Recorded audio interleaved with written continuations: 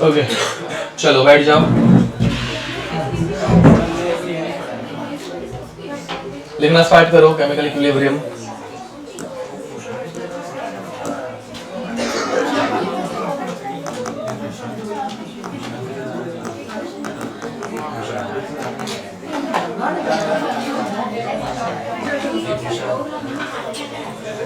Paper discussion बंद, papers रख दो सब जन अंदर। अब लिखना स्टार्ट करो। हाँ, थर्मोडायनेमिक्स का होमवर्क लास्ट टाइम दिया था। नीट वाले सारे के सारे क्वेश्चंस सर के आने मतलब करके आने हैं। अभी मतलब भूल गया मैं, होमवर्क देना भूल गया रहूंगा तो PYQs सारे PYQs जो भी है नीट के, हाँ वो नेक्स्ट लेक्चर मुझे मिलने चाहिए। ठीक है, नेक्स्ट लेक्चर अभी इस वीक में रहेगा ना, नेक्स्ट वीक है। हाँ तो नेक्स्ट वीक तक तो मतलब फिर तुम लोग नीट और फिर बाद में जेई के पहले 40-100 हो जाएंगे। ठीक है, नीट के अगर 60 एक रहेंगे मतलब टोटल 100 दिखने ही चाहिए। ठीक है, जेई वाले तुम लोग भी इनिशियल 100 MCQs मुझे दिखने चाहिए। समझ में आ रहा है? मतलब डेली के 10-15। हाँ हाँ अच्छा, आज डाउट लेक्चर करने वाले हैं हम लोग। ओके, मतलब डाउट्स है सबके पास रेडी? ये तुम लोग भूला मत करो, मुझे याद नहीं रहता डाउट लेक्चर था क्या था, कुछ था। लास्ट लेक्चर बताया था डाउट लेक्चर तो ये मतलब बार बार हो रहा है, बट तुम लोगों को समझ में आ रहा है? हम लोग एक लेक्चर पहले डिसाइड करते हैं कि नेक्स्ट लेक्चर डाउट लेक्चर होगा, फिर बाद में तुम लोग हमेशा ऐसे ही बोल रहे हो। ठीक है, हाँ तो नेक्स्ट टाइम से ऐसे नहीं करूंगा मैं, फिर बाद में डाउट लेक्चर कैंसिल तो कैंसिल, फिर डाउट तुम लोगों का देख लो। ठीक है, ओके। अब हाँ, अभी नहीं बोल रहे ना सब जन। कितने लोगों के पास डाउट्स रेडी है? तो क्या ही करेंगे ठीक है, वैट में तो इतने डिफिकल्ट क्वेश्चन नहीं आएंगे, मतलब ठीक ठाक आएंगे, आते हैं मतलब, बट स्टिल चलेगा। अब क्या ही करें, 3 जन का 3-4 जन के डाउट्स है वैसा। नेक्स्ट लेक्चर करते हैं, तुम लेक्चर के बाद आ जाओ या फिर कॉल कर लेना बाद में। हाँ कौन सा? अच्छा P ब्लॉक, हाँ P ब्लॉक करना है। ओके, P ब्लॉक मैंने 1.5 साल से पढ़ाया नहीं है, तो मुझे एक बार रीड मैं भूल गया, मतलब मैं पूरी तरीके से भूल गया। तो एक बार मुझे मतलब NCERT रीड करनी पड़ेगी एक बार, मतलब नहीं मुझे बेट है तो मतलब वो कैसे इनऑर्गेनिक है ना, तो इनऑर्गेनिक में छोटी मोटी चीजें भी इंपॉर्टेंट रहती है, और मैं अभी मतलब 1.5 साल में तो पक्का भूल गया रहूंगा, तो कुछ मिस ना हो। लेट बी, केमिकल इक्विलिब्रियम कर लेते हैं, फिर बाद में मैं इसका मतलब ये चैप्टर होने के बाद फिर P ब्लॉक कराता हूँ। ठीक है, आयनिक और केमिकल के बीच में P ब्लॉक घुसेड़ देंगे, वैसा थोड़ा सा बीच में रेस्ट भी हो जाएगा, वैसे करते हैं, नहीं तो कुछ मिस हो गया तो वो गलत हो जाएगा। ओके चलो, तो इक्विलिब्रियम। ठीक है, इक्विलिब्रियम में हम लोग 2 टाइप की रिएक्शन, मतलब एक ही टाइप की रिएक्शन ज्यादा पढ़ने वाले हैं, रिवर्सिबल रिएक्शन। ये थर्मोडायनेमिक्स का रिवर्सिबल प्रोसेस नहीं पढ़ाया जा रहा है, रिवर्सिबल रिएक्शन। ठीक है, 2 टाइप की रिएक्शन रहती है, पहली रहती है इररिवर्सिबल, देखो इररिवर्सिबल रिएक्शन। ठीक है, इररिवर्सिबल रिएक्शन मतलब स्पॉन्टेनियस या non spontaneous? Spontaneous in one direction only. ठीक है, फॉर एग्जाम्पल अगर मैं HCl प्लस NaOH इनको मिक्स कर रहा हूं तो they will form NaCl plus H2O। समझ में आ रहा है? इस रिएक्शन में ये रिएक्शन सिर्फ कौन सी डायरेक्शन में जाएगी? फॉरवर्ड। ये बैकवर्ड में आ सकती है क्या? नहीं, तो this reaction is highly irreversible. या फिर और एक एग्जांपल लूं, Zn प्लस CuSO4 क्या बनता है? ZnSO4 plus Cu। ये रिएक्शन भी रिवर्स में कभी जाती नहीं है। ठीक है, अभी के लिए अगर तुम लोगों को पूछा कि ये दोनों रिएक्शन पीछे नहीं जाती, क्यों नहीं जाती, तो तुम लोग रीजन क्या दोगे? नहीं, इलेक्ट्रोकेमिकल सीरीज नहीं, मतलब अभी थर्मोडायनेमिक्स के बेसिस पे क्या बोलोगे? स्पॉन्टेनियस है, या फिर they have delta G value negative only in forward direction and in backward direction they will become positive. समझ में आ रहा है? यही याद है, डेल्टा G नेगेटिव रहता है तो रिएक्शन इज स्पॉन्टेनियस, पॉजिटिव रहेगा तो नॉन स्पॉन्टेनियस, जीरो रहेगा तो एट इक्विलिब्रियम। समझ में आ रहा है? एंड उसी बदले this reaction also delta G has negative value in forward direction but positive value in backward direction. समझ में आ रहा है? इलेक्ट्रोकेमिकल सीरीज भी करेक्ट आंसर है, जो कि हम लोग इलेक्ट्रोकेमिस्ट्री में पढ़ेंगे। ठीक है, अलग चैप्टर है, उसमें हम लोग वो एक्सप्लेनेशन देखेंगे, बट अभी के लिए थर्मो के बेसिस पे हम लोग ऐसे बता सकते हैं। एंड दूसरे टाइप की रिएक्शन रिवर्सिबल रिएक्शन। इनकी डेफिनेशन नहीं लिख दूंगा तो चलेगा ना, मतलब इररिवर्सिबल रिवर्सिबल सबको इतना तो समझ में आता है। तो रिवर्सिबल रिएक्शन ऐसे कुछ दिखती है,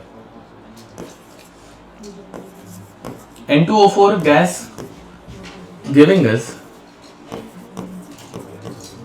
2NO2 गैस, या फिर PCl3 gas plus Cl2 gas giving us PCl5 gas. समझ में आ रहा है? इन दोनों में एरो दिख रहा है तुम लोगों को, सिर्फ फॉरवर्ड में जा रहा है क्या? ना, it is also going in backward direction. समझ में आ रहा है? तो this type of reactions are called as reversible reaction. Question, reversible reaction can go for 100% completion, true और फॉल्स? False, very nice. ठीक है, तो इसमें ये क्वेश्चन यहाँ पे ऐड कर दो।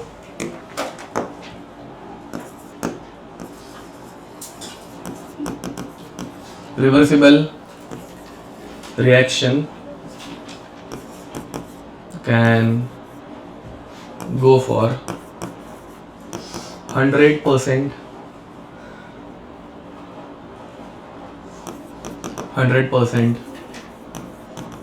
completion. So this statement is false. ठीक है, क्यों false है? Because अगर ये 100% बन भी गया तो ये वापस पीछे आएगा, तो थोड़ा परसेंटेज कम होने ही वाला है। ठीक है, ओके। अगर कुछ दिक्कत रहेगी तो हम लोग करेंगे। हाँ, sorry, delta G zero only at equilibrium. अब इक्विलिब्रियम पे जब पहुंचेगा तब वो करता है। चलो ये लिख दो सर। ये इरिवर्सिबल में जब वो रिवर्स होगा तभी उसका डेल्टा जी पॉजिटिव होगा। इरिवर्सिबल में, मतलब इरिवर्सिबल में जब वो बैकवर्ड्स होगा, हाँ बैकवर्ड जाएगा तो ये डेल्टा जी पॉजिटिव रहेगा। यस, ठीक है, ये लिख दो। अब इनके थोड़े से हम लोग ग्राफ्स देखने वाले हैं। ठीक है, इनके ग्राफ के क्वेश्चन भी आ सकते हैं। ये लिख के हो गया।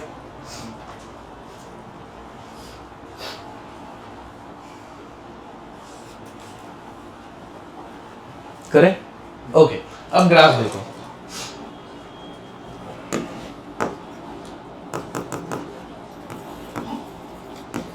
ग्राफ, फर्स्ट हम लोग ग्राफ देख रहे हैं इरिवर्सिबल के लिए। ठीक है, इरिवर्सिबल रिएक्शन का। अब इरिवर्सिबल रिएक्शन में पहला हम लोग जो ग्राफ देख रहे हैं that is concentration versus time. ठीक है, ये दोनों के ऊपर क्वेश्चन आ सकते हैं, ध्यान देंगे। अब इनिशियली कॉन्सेंट्रेशन देखो, इरिवर्सिबल में हम लोग एक सिंपल सा रिएक्शन ले रहे हैं, कॉन्सेंट्रेशन ऑफ मतलब A giving us B, where A is my reactant, B is my product. समझ में आ रहा है? अब जैसे ही रिएक्शन स्टार्ट करूंगा, इनिशियली A का कॉन्सेंट्रेशन बहुत हाई रहेगा या बहुत लो रहेगा? हाई रहेगा। एंड विद टाइम A का कॉन्सेंट्रेशन बढ़ते जाएगा या कम होते जाएगा? कम होते जाएगा। ये सबको समझ में आ रहा है? A B में कन्वर्ट होते जाएगा। तो कॉन्सेंट्रेशन ऑफ A का ग्राफ कैसे आएगा? नीचे जाएगा। समझ में आ रहा है? अब ये ऐसे नीचे जाता है।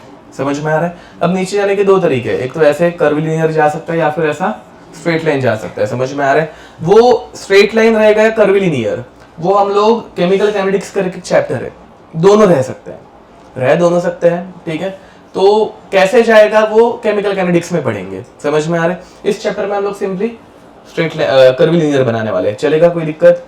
मतलब दो टाइप के ग्राफ्स इसमें भी आ सकते हैं, बट वो पूरा अलग चैप्टर है। अभी के लिए कम हो रहा है, इतना समझ में आ रहा है? ओके, तो ऐसे कम होने वाला जो ग्राफ है उसका कॉन्सेंट्रेशन क्या रहेगा? ये किसका कॉन्सेंट्रेशन है? ए का है, तो this is graph for concentration of A. And उसी बदले बी, ठीक है, अब विद टाइम बी बढ़ते जाएगा, कम होते जाएगा? बढ़ते जाएगा। तो ये कैसे आएगा? ऐसे कुछ आएगा या फिर ऐसे कुछ आएगा? Which one is correct, first one या सेकेंड वन? Second one. क्यों? हाँ हाँ हाँ, इनिशियली ये थोड़ा थोड़ा बढ़ेगा, बराबर, एंड फिर बाद में एक पॉइंट पे जाके क्या होगा? कांस्टेंट होगा। तो कांस्टेंट वाला ग्राफ कौन सा है? फर्स्ट वाला है सेकंड वाला? फर्स्ट वाला है। दिख रहा है क्या? अरे जिस हिसाब से ये नीचे आएगा उसी हिसाब से ये ऊपर जाएगा। ये नीचे तेज आ रहा है और ये बढ़ रहा कम है, ऐसे हो सकता है क्या? नहीं। तो जैसे रिएक्टेंट का ग्राफ रहेगा वैसे ही अपने प्रोडक्ट का ग्राफ रहेगा, इसमें कोई दिक्कत? तो this is concentration of B. अब दूसरा डाउट, फिर ये ए वाला ग्राफ, क्वेश्चन सुनो, ये थोड़ा फिजिकली समझ लोगे तो मतलब ज्यादा इजी हो जाता है और कुछ नहीं। ये ए वाला ग्राफ ऐसे क्यों नहीं जा रहा है? समझ में आ रहा है? मतलब देखो दोनों में डिफरेंस क्या है। यहाँ पे ए का कॉन्सेंट्रेशन बहुत तेजी से कम हो रहा है या स्लो कम हो रहा है? तेजी से कम हो रहा है। और यहाँ पे ए का कॉन्सेंट्रेशन बहुत स्लो कम हो रहा है। तो देखो, जब बहुत ज्यादा ए रहेगा, ए का कॉन्सेंट्रेशन बहुत ज्यादा है, तो ए की रिएक्ट करने की स्पीड ज्यादा रहेगी या स्लो रहेगी? ज्यादा रहेगी। फिर धीरे धीरे ए कम होते गया। अब ए के मॉलिक्यूल्स ही कम है तो इसकी रिएक्शन की स्पीड ज्यादा रहेगी या कम रहेगी? कम रहेगी। तो इनिशियली ए का रेट ऑफ रिएक्शन ज्यादा है कि कम है? समझ में आ रहा है? अगर इसका रिएक्शन करने का रेट ही ज्यादा है, समझ में आ रहा है, अमाउंट ज्यादा तो रिएक्शन का रेट ज्यादा, ज्यादा तेजी से रिएक्ट करेगा। तो ज्यादा अगर फास्ट रिएक्ट करेगा तो इसका कॉन्सेंट्रेशन बहुत इजीली कम होगा, ड्रास्टिकली कम होगा। जैसे जैसे कॉन्सेंट्रेशन कम होते जाएगा रेट ऑफ रिएक्शन भी, ये समझा? बोलो।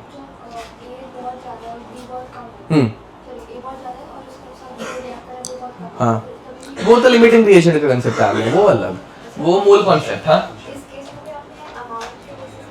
अमाउंट के बेसिस पे। यस, हाँ, ये समझ में आ रहा है। तो इनिशियली रेट ऑफ रिएक्शन हमेशा क्या रहता है? बहुत हाई रहता है, समझ में आ रहा है। एंड जिसकी वजह से कॉन्सेंट्रेशन का डिक्रीज भी बहुत हाई रहता है, ठीक है। वैसे बी भी बहुत फास्ट बनेगा, कोई भी दिक्कत। अब दूसरा ग्राफ जो पूछा जा सकता है, दूसरा ग्राफ आता है rate of reaction, rate of reaction versus time, ठीक है। अब रेट का अभी हम लोगों ने बात किया, इनिशियली ए का कॉन्सेंट्रेशन बहुत हाई है, बहुत लो, बहुत हाई।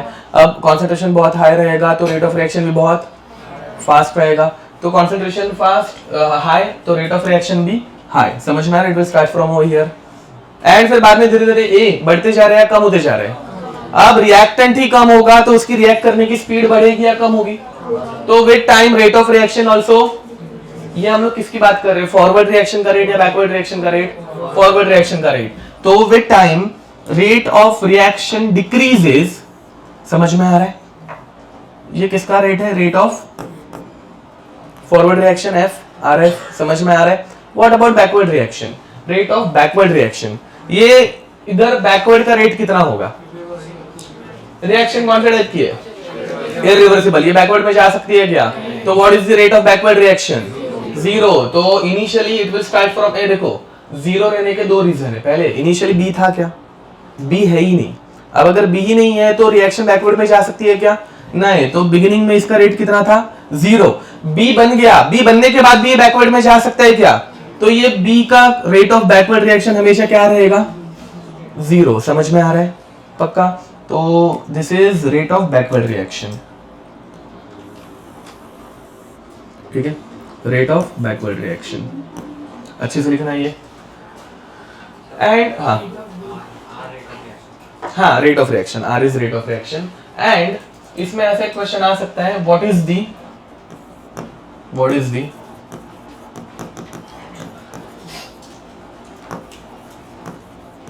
Extent of reaction?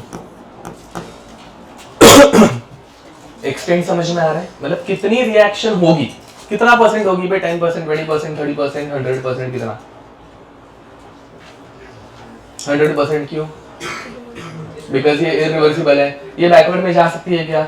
एक बार बी बन गया तो वापस तो पीछे जा सकता है? नहीं। तो ऐसे थोड़ा थोड़ा बी बनते बनते बनते बनते एक पॉइंट पे कितना बनेगा? पूरा 100% बनेगा। तो इरिवर्सिबल रिएक्शन का एक्सटेंट ऑफ रिएक्शन कितना होता है? ये समझ में आ रहा है क्या? अब next, for reversible reaction, question number second, for reversible reaction, ठीक है। अब एक रिएक्शन है ए गिविंग अस बी। अब इनिशियली सिर्फ क्या प्रेजेंट था? ए प्रेजेंट था, बी कितना था? जीरो। विद टाइम धीरे धीरे ए बढ़ेगा या कम होगा? ए कम होगा एंड धीरे धीरे बी क्या होगा? बढ़ेगा। इतना सबको समझ में आ रहा है? अब एक पॉइंट आएगा जब बी वापस क्या करना स्टार्ट करेगा? पीछे जाना, ए में कन्वर्ट होना स्टार्ट होगा, रिवर्स में जाना। इनिशियली बी का कॉन्सेंट्रेशन बहुत हाई है या बहुत लो है? लो है। तो बी अगर कम है तो रेट ऑफ बैकवर्ड रिएक्शन भी बहुत, ये समझ में आ रहा है? फिर विद टाइम बी थोड़ा थोड़ा बढ़ने लग गया, बी थोड़ा थोड़ा बढ़ने लग गया तो बैकवर्ड में जाने का रेट भी, ये सबको समझ में आ रहा है? अब एक पॉइंट आएगा जब ए और बी बहुत ज्यादा है तो ए आगे जा रहा है, बट उसी टाइम पे बी भी क्या कर रहा है? पीछे आ रहा है। एंड धीरे धीरे करके ये दोनों रेट क्या हो जाएंगे? सेम हो जाएंगे। मतलब rate of forward reaction has become equal to rate of, तो एक ए अगर आगे जा रहा है तो एक बी उसी टाइम पे क्या हो रहा है? इस पोजीशन को हम लोग क्या बोलते हैं? समझ पा रहे हो? ओके, तो इक्विलिब्रियम पे क्या होता है, ध्यान दो, 2-3 स्टेटमेंट्स बता रहा हूँ, ये हम लोग बाद में लिखने भी वाले हैं, अभी तुम लोगों को लिखने की जरूरत नहीं है। At equilibrium concentration of A and B becomes equal, true और फॉल्स? फॉल्स। मैंने ऐसे कॉन्सेंट्रेशन की कुछ बात की क्या? मैंने कॉन्सेंट्रेशन की बात की क्या? नहीं। तो at equilibrium concentration of A and B becomes equal, wrong, false statement. It may और इट मे नॉट, ठीक है, कभी इक्वल रहता ही नहीं है, ठीक है। अब at equilibrium rate of forward reaction becomes equal to rate of backward reaction, true. Equilibrium पे एक ए बी में कन्वर्ट होगा तो एक बी ए में कन्वर्ट होगा, ये करेक्ट है। At equilibrium concentration of A and B remains constant, true. एक ए अगर आगे गया तो उसी टाइम पे एक भी पीछे आया तो ए की कॉन्सेंट्रेशन में चेंज आएगा क्या? तो इक्विलिब्रियम पे क्या कांस्टेंट रहता है? कॉन्सेंट्रेशन कांस्टेंट रहता है। इक्विलिब्रियम पे क्या इक्वल रहता है? रेट ऑफ रिएक्शन इक्वल रहता है। इक्विलिब्रियम पे कॉन्सेंट्रेशन सेम हो जाते हैं क्या? नहीं, that is a false statement. ये समझ में आ रही है? ऐसे कैसे स्टेटमेंट वाले क्वेश्चन आएंगे? पक्का? ओके, बोलो। हाँ, लेस देन 100 कंप्लीट कभी हो नहीं पाएगी ये रिएक्शन, ठीक है। ओके, तो पहले रेट का ग्राफ बना लेते, चलो। क्या क्या? तो ये 2a गिविंग अस b ऐसा कुछ रहेगा, होता है, मतलब वो ऐसे क्वेश्चन आ सकते हैं, बाद में देखेंगे। अब रेट वर्सेस टाइम, ओके। अब बताओ, initially rate of forward reaction बहुत कम या बहुत high? Rate of forward reaction आगे जाने वाला, ओके, ये रेट ऑफ फॉरवर्ड रिएक्शन आगे जाने वाला, ये रेट ऑफ बैकवर्ड रिएक्शन पीछे आने वाला, ठीक है। तो बताओ, फॉरवर्ड रिएक्शन का रेट बहुत high, okay. Initially be present था क्या? बी ही नहीं है तो रिएक्शन बैकवर्ड में आ सकती है क्या? तो rate of backward reaction is very low, 0। समझ में आ रहा है? ओके। अब विद टाइम ए का कॉन्सेंट्रेशन बढ़ते जाएगा, कम होगा। अब रिएक्टेंट ही कम हो रहा है तो फॉरवर्ड में रिएक्शन का रेट बढ़ेगा या कम होगा? समझ में आ रहा है? तो with time rate of backward, sorry, with time rate of forward reaction decreases. समझ में आ रहा है? एंड धीरे धीरे विद टाइम बी बढ़ते जा रहा है, कम होते जा रहा है? बी बढ़ते जा रहा है तो बी ही बढ़ेगा, तो बैकवर्ड में जाने का रेट बढ़ेगा या कम होगा?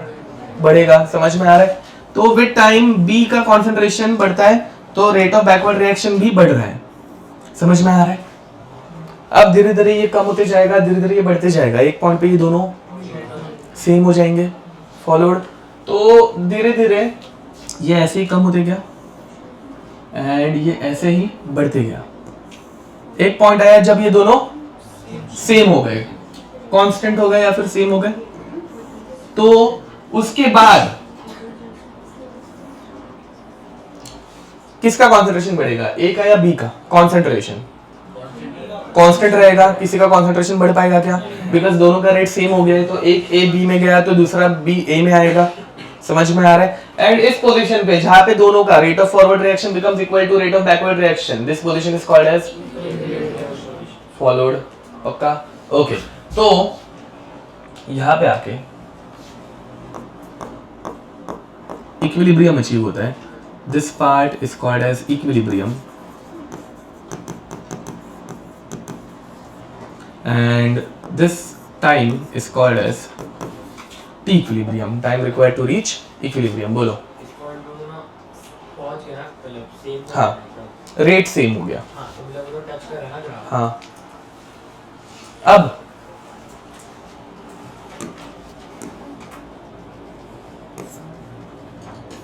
यहाँ पे 2 टाइप के ग्राफ्स आ सकते हैं, दोनों बना रहा हूँ, ठीक है, ध्यान दो। 2 मतलब इससे ज्यादा भी दे सकते हैं, बट अभी के लिए मैं सिर्फ 2 बना रहा हूँ, ठीक है। ओके, यहाँ पे कॉन्सेंट्रेशन बढ़ रहा है, कम हो रहा है? कम हो रहा है। कॉन्सेंट्रेशन किसका कम होता है? ए का या बी का? तो ये दूसरा वाला ग्राफ किसके लिए है? बी के लिए है। ये समझ पा रहे हो? नेक्स्ट,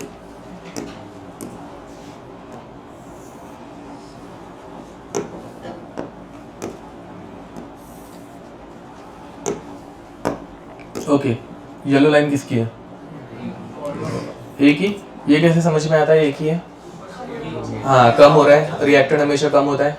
एंड नीचे वाली लाइन कैसे पता? ओके, ये समझ में आ रहा है, इसमें कोई भी दिक्कत?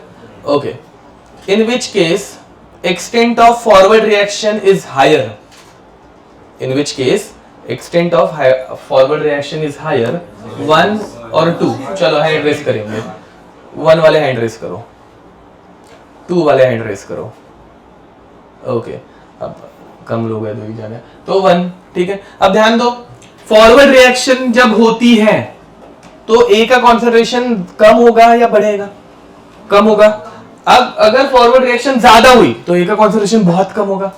ए का कॉन्सेंट्रेशन कहां पे बहुत ज्यादा कम हो रहा है? फर्स्ट वाले में, समझ में आ रहा है? मतलब रिएक्शन फॉरवर्ड में ज्यादा जा रही है, गेटिंग इट? तो यहाँ पे ऐसे 2 टाइप के ग्राफ आ सकते हैं। देखो पहले वाले में कैसे हो रहा था, ए कंप्लीटली खत्म हो रहा था एंड बी कंप्लीटली बंद रहा था 100%, ये खत्म हो गया, ये 0 पर टच, टेंडिंग टुवर्ड्स 0, ठीक है। यहाँ पे ये कभी 0 होने वाला है क्या? नहीं, बट यहाँ पे अलग अलग सिचुएशंस होंगी, कहीं पर ये 80% कंप्लीट होगा, तो कहीं पर ये 20%, कहीं पर 30%। समझ पा रहे हो? पक्का? ठीक है, ओके। तो यहाँ पे पहले वाले में extent of reaction is very high and दूसरे वाले में extent of reaction is very low. समझ पा रहे हो? बट दोनों ग्राफ इक्विलिब्रियम की कॉन्सेंट्रेशन के ही है, ठीक है। अब एक क्वेश्चन तुम लोग करोगे,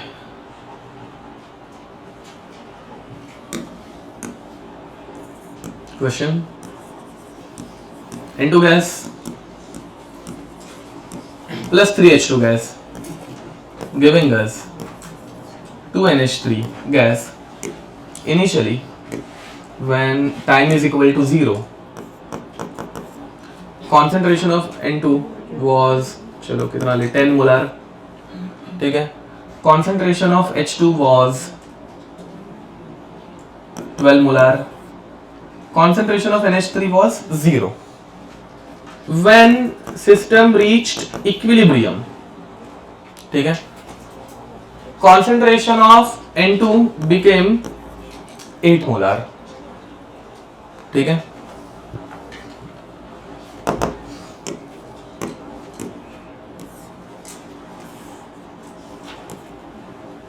draw graph of concentration versus time. तुम लोगों को एग्जाम में ड्रॉ नहीं करना रहता है, 4 ऑप्शन रहता है, उनमें से एक सिलेक्ट करना रहता है, ठीक है। 12, 0, 2, 4, 6, 8, 10 and 12।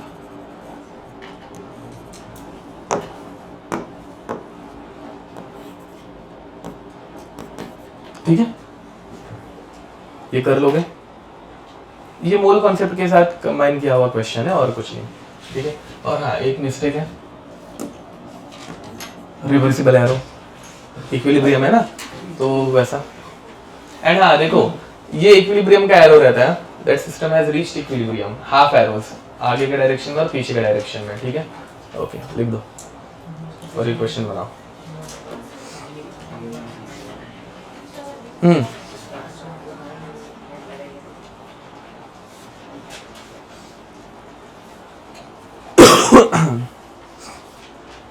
जिसके भी ऊपर रहेगा तो बाद में लिखना। ये देखो,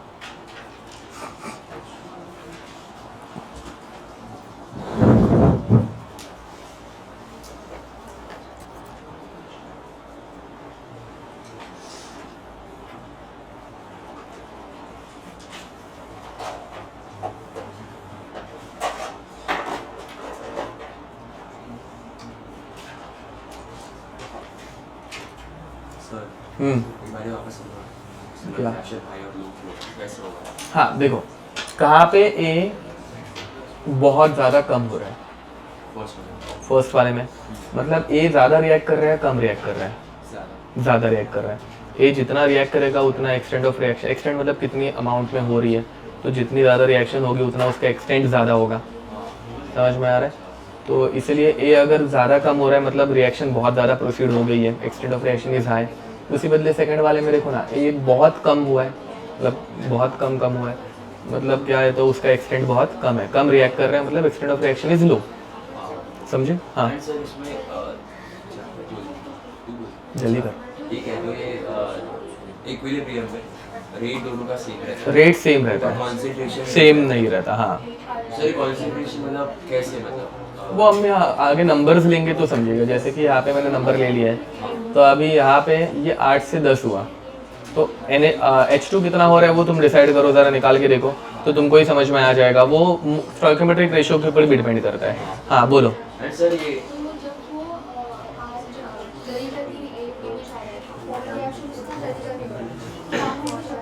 तो हो रहा है ना जल्दी, किधर नहीं हो रहा है? नहीं, उतना ही स्टीपली ऐसे ऊपर जाना मतलब जल्दी होना, जब ऐसे जाता तो स्लो हो रहा है। हाँ बट वो उतने ही स्टीपनेस से ऊपर, जितने स्टीपनेस से वो नीचे आ रहा है उतने स्टीपनेस से वो ऊपर जा रहा है, तो सेम रेट है। किसका? इस क्वेश्चन में तुम लोगों को 3 ग्राफ ड्रॉ करना है, concentration of N2, concentration of H2, concentration of NH3। 3 graphs मतलब 3 लाइन, 3 कर्व्स ड्रॉ करने हैं, ठीक है? बताओ। Very nice, but numbers correct है क्या? मुझे गलत लग रहा है। हाँ ओके, मुझे गलत लग रहा है।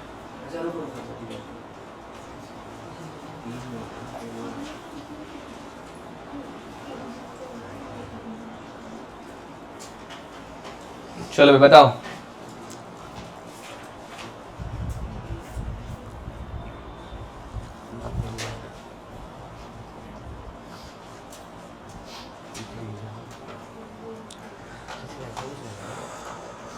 ये वाला 4 तक जाएगा, ये वाला 3 to 6 तक करेक्ट है। ठीक है।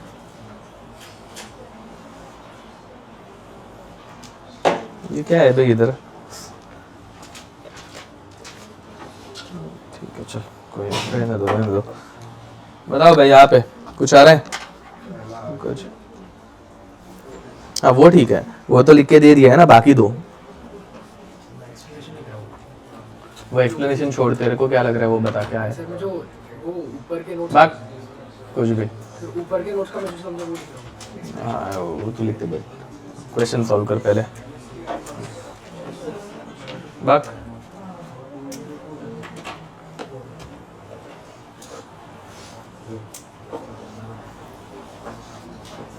हाँ करेक्ट है। एक में ही बना तो चलेगा। रुको 1 मिनट, दिखाओ क्या किया है मुझे। हाँ तुम्हारी स्केल इतनी खराब क्यों है? हाँ ठीक है, स्केल स्केल ग्राफ की स्केल हाँ अनइवन है, हाँ इसलिए वो गलत लग रहा था। Number wise it is correct. अब यहाँ पे जिन लोगों को नहीं समझ में आ रहा है, पहले मोल कॉन्सेप्ट अप्लाई करना था। बे what is the mole ratio? 1:3:2 बराबर 1:3:2। N2 कितना यूज हो रहा है? जब 2 मोलार N2 यूज होगा, कितने मोलार H2 यूज होगा? 6 मोलार यूज होगा। तो 12 में से 6 चले गए, कितना मोलार बचा? 6 मोलार बचा। जब N2 2 मोलार यूज हो रहा है, कितना NH3 यूज होगा? 4 मोल्स यूज नहीं, मतलब कितना बनेगा? 4 मोलार बनेगा। मोल कॉन्सेप्ट आता है ना भाई, 1:3:2 का रेशो, पक्का? ओके तो यहाँ पे क्या होगा? 0 + 4 विच इज 4 मोलार, समझे? तो N2 10 to 8 जा रहा है, ये तो मतलब एकदम इजी था। N2 10 से 8 जाएगा, ठीक है? H2 12 से 6 जाएगा। और एक चीज तुम लोगों को ये करनी है, मेक श्योर करनी है कि इनका जो कांस्टेंट पार्ट है वो सेम रहे, तुम्हारा नहीं है, क्योंकि इक्विलिब्रियम एक साथ रीच होगा, एक साथ इनके कंसंट्रेशन कांस्टेंट हो जाएंगे, ठीक है? ए एग्जाम में 4 ऑप्शन रहते हैं ना, 4 ऑप्शन में एक ग्राफ ऐसे दे दिया और दूसरा ग्राफ ऐसे दे दिया, दोनों सेम जगह पे, mole concept wise both are correct, equilibrium wise both are wrong, one is wrong, मतलब ये समझ में आ रहा है क्या? इक्विलिब्रियम एक ही टाइम पे रीच होता है, यहाँ पे इक्विलिब्रियम एक ही टाइम पे रीच हुआ था, तो दोनों का कांस्टेंट यहाँ पे भी देखो मैंने मेक श्योर, तुम लोगों ने मेक श्योर करना चाहिए, मतलब वो एक ही जगह पे जाके कांस्टेंट हो रहा है, ठीक है। ओके, अब दूसरा अमोनिया। अमोनिया पहले कितना था? 0 था, एंड 0 से कहां तक जा रहा है? 4 तक जा रहा है, तो ये ऐसे बढ़ेगा, एंड ये बढ़ते बढ़ते कॉन्सेंट्रेशन जब कांस्टेंट होता है तो वो पार्ट भी सेम मोमेंट पे ही आना चाहिए ऑलमोस्ट। ऑलमोस्ट मतलब अभी ड्रॉ करते वक्त एग्जाम में तो 4 ऑप्शन रहेंगे, उसमें तुम लोगों को देखना है कि वो सेम टाइम पे सारे के सारे कांस्टेंट हो। फॉलोड, पक्का मोल कॉन्सेप्ट वाइज समझ में आ गया था ये? किसको इसमें कोई दिक्कत? ओके, लिख दो। ये ऐसे वाले क्वेश्चन बहुत इजी हो जाते हैं, बट एग्जाम में वो ग्राफ देख के मतलब ऐसे खौफ आ जाते हैं कि ये क्या आ गया है, ठीक है, बट देखेंगे तो बहुत इजी रहता है। ऐसे वाले क्वेश्चन आए हुए हैं बाय द वे, ठीक है, बोलो। हाँ, यस, कॉन्सेंट्रेशन भी उसी, क्योंकि सी रिएक्शन में हम लोग वेसल, मतलब ये गैसेस है, तो जो वेसल रहेगा उसका वॉल्यूम चेंज करते हैं क्या? नहीं करते, तो volume is constant. Molarity is number of moles upon volume, volume same रह रहा है, सिर्फ नंबर ऑफ मोल्स ऊपर के चेंज हो रहा है, वैसा, तो ये मोल रेशियो ही है। लिक्विड में भी मतलब हम लोग पानी थोड़ी ना ऊपर से और ऐड करते हैं। HCl और NaOH का क्वेश्चन रहेगा तो उसमें कॉन्सेंट्रेशन अलग होता है, तो उसमें ऐसा वाला ग्राफ नहीं पूछते। ओके, नेक्स्ट, चलो हेडिंग लिखो, types of equilibrium. Types of equilibrium, हाँ, नहीं तो एक क्वेश्चन और एक लिख दिया था क्या?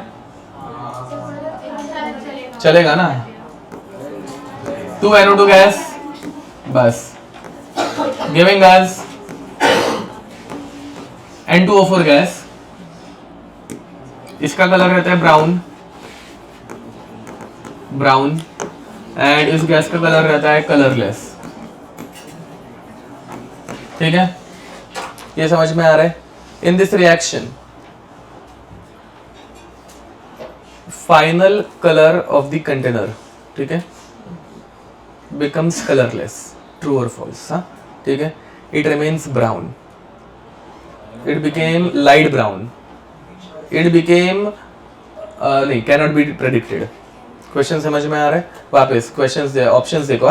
Eight the end of this process colour of this vessel became brown, मतलब remained brown, became colorless, became light brown, cannot be predicted।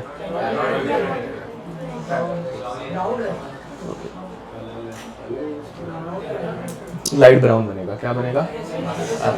देखो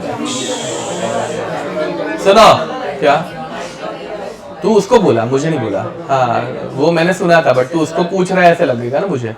ओके, तो वही तो श्योरिटी नहीं थी ना। ओके, अब दोनों मिक्स होंगे, यस। ए देखो भाई, इनिशियली सिर्फ ब्राउन कलर की गैस है, अब धीरे धीरे इसमें डाइल्यूशन होगा, कलरलेस गैस मिक्स होना स्टार्ट हो जाएगी। समझ में आ रहा है? कलरलेस गैस की वजह से का कलर लाइट ब्राउन नहीं होगा, वो कुछ गैस कलरलेस बन गई तो ब्राउन गैस ऐसे फैल गई। अब ब्राउन गैस फैल जाएगी तो उसका कलर थोड़ा इंटेंसिटी कम होगी ना बे, ये पढ़ाने की जरूरत नहीं है ना, मतलब ठीक है। यहाँ पे कलर्स मिक्स कर रहे हैं वैसा नहीं है, ठीक है, वो डिफ्यूज हो गई गैस, ऐसे बड़े एरिया में डिफ्यूज हो गई तो वो थोड़ा सा कलर फेड होगा, ऐसे लगेगा। बोलो। हाँ वैसा ही है, हाँ करेक्ट, तो इसलिए कलरलेस नहीं हो रहा है, ठीक है। ये ध्यान दो, यहाँ पे ब्राउन गैस में धीरे धीरे कलरलेस गैस आना स्टार्ट हो गई, तो ब्राउन गैस की इंटेंसिटी बढ़ेगी या कम होगी? तो कलर की भी इंटेंसिटी कम होगी, तो ब्राउन से धीरे धीरे क्या होगा? लाइट ब्राउन होगा। बट फिर लाइट ब्राउन से ये कंप्लीटली कलरलेस होगा क्या? क्यों नहीं होगा? क्योंकि हाँ कलरलेस वापस ब्राउन में आएगा ही। एक्सटेंट ऑफ रिएक्शन यहाँ पे 100% रहने वाली है क्या? नहीं, तो यहाँ पे ऐसे टाइप की क्वेश्चन में तुम लोगों का आंसर क्या रहेगा? Light brown. समझ में आ रहा है? ठीक है, तो यहाँ पे लिख देना at the end of the process, पूरा क्वेश्चन लिख देना, बने तो भूल जाओगे। At the end of the process colour becomes, ठीक है, A brown, B colourless, C light brown, D none of the above, ठीक है, answer is light brown. Explanation अपने शब्दों में लिख देना वहां पे, ठीक है।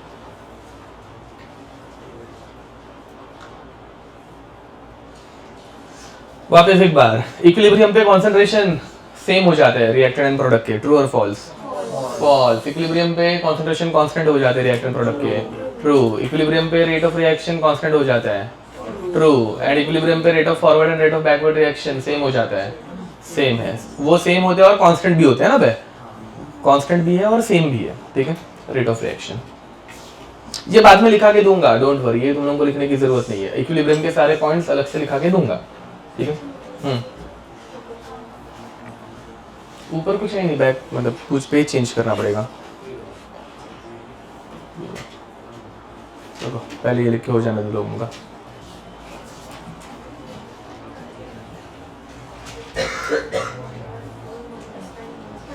हो गया लिख के?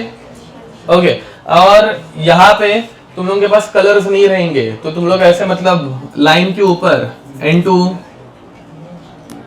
H2 एंड NH3 ऐसे लिखना, मतलब समझ में आ जाएगा कौन सी लाइन किसके लिए थी,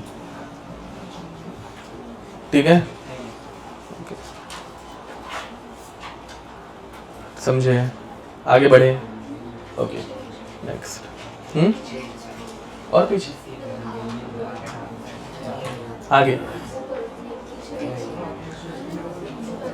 डाउन,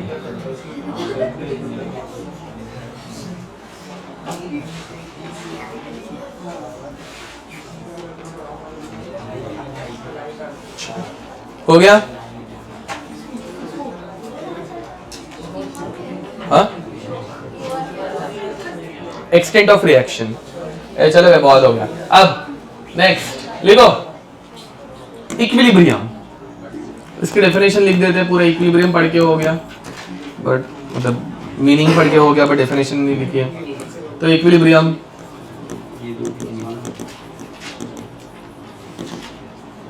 लिखो, the process in which the process equilibrium define कर रहे हैं equilibrium, the process in which rate of forward reaction, the process in which rate of forward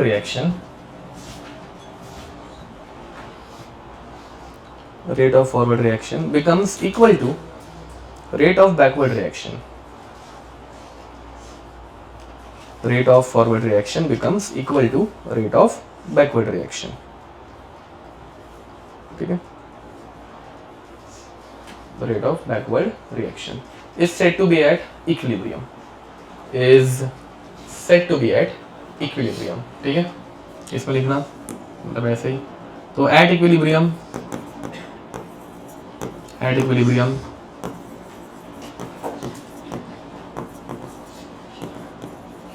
rate of forward reaction RF becomes equal to rate of reverse reaction, बाद में से backward ही लिख रहे हैं, RR also called as RB। ठीक है, backward के लिए दो सिंबल्स रहता है, RB या फिर RR। RR मतलब rate of reverse reaction, RB मतलब rate of backward reaction। ठीक है, वो जो आएगा वो नेक्स्ट। अब इसमें हम लोग टाइप्स ऑफ इक्विलिब्रियम पढ़ने वाले हैं। देखो types of equilibrium,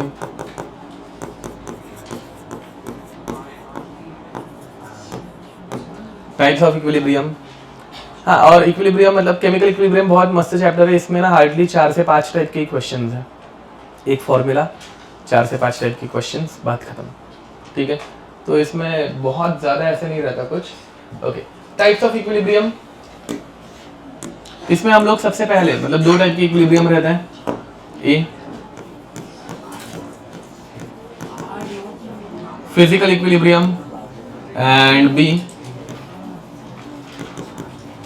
chemical equilibrium. ठीक है, ए फिजिकल इक्विलिब्रियम,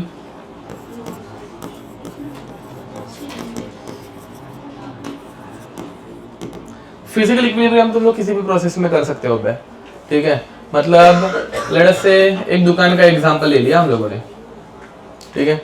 ये एक दुकान है या फिर मॉल है, यहाँ पे एंट्रेंस है, यहाँ पे एग्जिट है, इधर से लोग बाहर, इधर से एंटर करेंगे, यहाँ से बाहर करेंगे, ठीक है। अब लेट अस से कि इनिशियली लोग अंदर जा रहे हैं, अंदर जाते जाते अंदर अभी ऐसे 4 लोग खड़े हैं,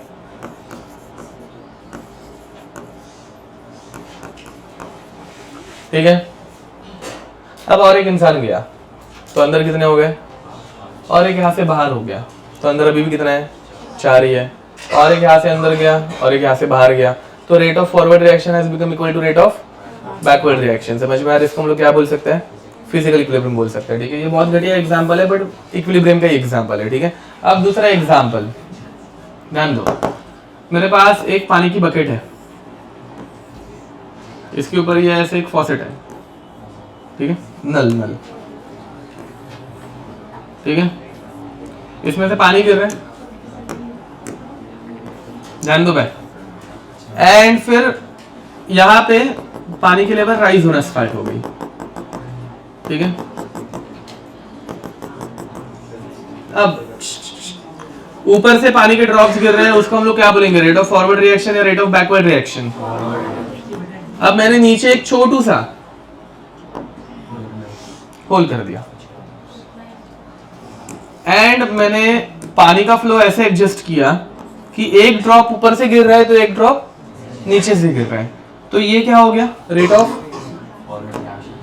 ऊपर रेट ऑफ फॉरवर्ड रिएक्शन, ये क्या रेट ऑफ बैकवर्ड, क्योंकि ये पानी को कम कर रहा है, ये पानी को ज्यादा अमाउंट बढ़ा रहा है। समझ में आ रहा है? ये दोनों की अगर स्पीड सेम रहेगी, एक ड्रॉप नीचे से गिर रहा है, एक ड्रॉप ऊपर से आ रहा है, तो this process is now said to be at equilibrium. समझ में आ रहा है? अब इक्विलिब्रियम में वाटर की लेवल क्या है, कांस्टेंट है, बट ये प्रोसेस रुकी हुई है क्या, तो equilibrium is also sometimes referred as dynamic equilibrium. Dynamic मतलब ये कंटिन्यूअसली क्या रहता है, मोशन में रहता है, बट अपने को मोशन में रहने के बाद भी कुछ चेंज दिख रहा है क्या, नहीं। समझ में आ रहा है? या इक्विलिब्रियम पे प्रोसेस रुक जाती है क्या, नहीं, वो कंटिन्यूअसली होते रहती है। समझ में आ रहा है? डायनामिक का मीनिंग समझ में आ रहा है? प्रोसेस कंटिन्यूअसली हो रही है बट अपने को उसमें कुछ चेंज दिखता है क्या, नहीं। ठीक है, ओके। तो over here concentration remains constant या फिर level of water remains constant, ठीक है, and rate of forward has become equal to rate of backward reaction. ठीक है, नेक्स्ट इसका एक एक्चुअल एग्जाम्पल जो मतलब आता है, ठीक है, ध्यान दो।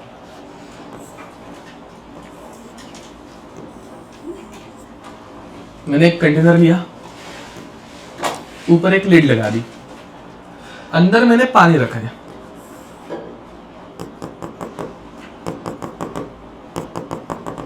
एंड पानी के ऊपर है, पहले इसको कॉपी कर लेते हैं,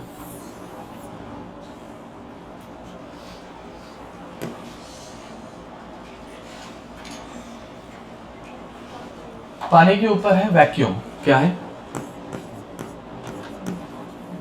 वैक्यूम, ठीक है। अब कुछ टाइम के बाद क्या होगा बताओ,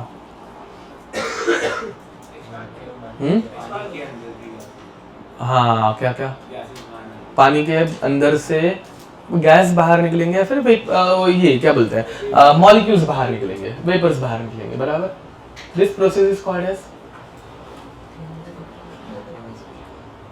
कहाँ गया, अरे वैसे पानी में से मॉलिक्यूल्स ऊपर, चलो मैं एक एग्जांपल देता हूँ, हाँ, नहीं, इवेपोरेशन, बॉइलिंग नहीं बोलते इसको, इवेपोरेशन बोलते हैं। क्या बोलते हैं, इवेपोरेशन। ध्यान दो, बॉइलिंग एंड इवेपोरेशन में डिफरेंस क्या है, बॉइलिंग में भी पानी गैस में कन्वर्ट होता है, इवेपोरेशन में भी पानी गैस में कन्वर्ट होता है। इवेपोरेशन सरफेस से होता है। दूसरी बात देखो, यहाँ पे करेक्ट, अभी यहाँ पे मैंने अगर थोड़ा सा पानी ऐसे छोड़ दिया तो कल तक रहने वाला है क्या, इवेपोरेट हो गया, क्यों, यहाँ पे 100 डिग्री का टेम्परेचर आने वाला है क्या, नहीं, तो इवेपोरेशन क्या ना कर, राइट, एनी टेम्परेचर। समझ में आ रहा है? And boiling can only occur at 100 degree Celsius. पहला डिफरेंस समझ में आ रहा है। तो धीरे धीरे यहाँ पे क्या होगा, पानी के सरफेस के मॉलिक्यूल्स, ऐसे सरफेस के ऊपर मॉलिक्यूल्स है, वो बोलेंगे ऊपर खाली जगह दिख रही है, चलो ऊपर जाते हैं।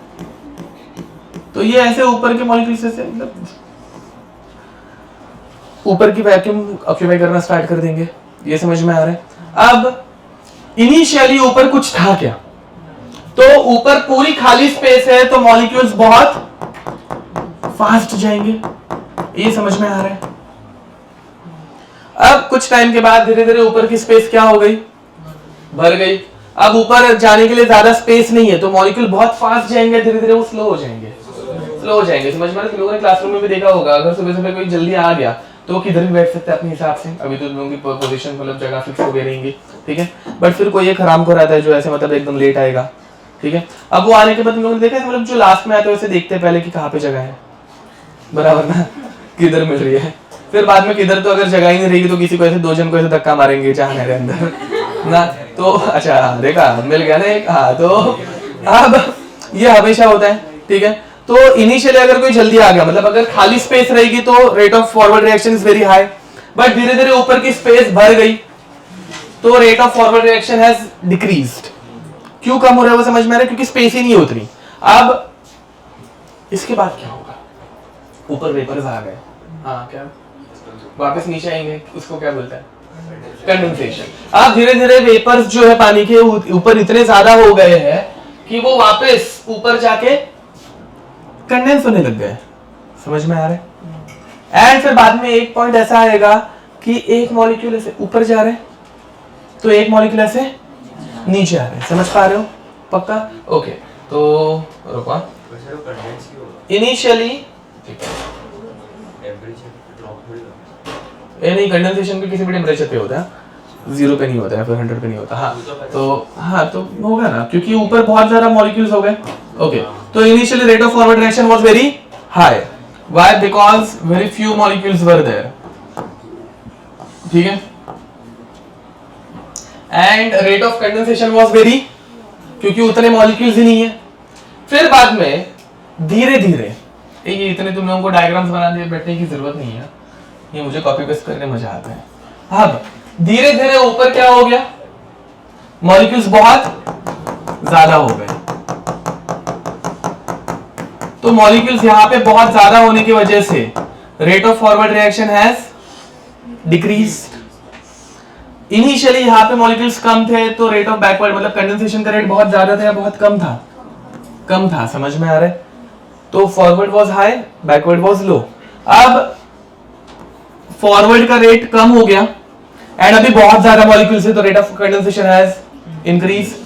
तो यहां पे अभी क्या हो रहा है, सेम टाइम पे अगर 3 मॉलिक्यूल्स ऊपर जा रहे हैं तो सेम टाइम पे 3 मॉलिक्यूल्स, तो rate of forward and rate of backward reaction has become, ये समझ पा रहे हो पक्का? So now this process is that, पक्का समझा? पक्का? ओके, अब जरा ग्राफ्स बताओ, चलो जल्दी।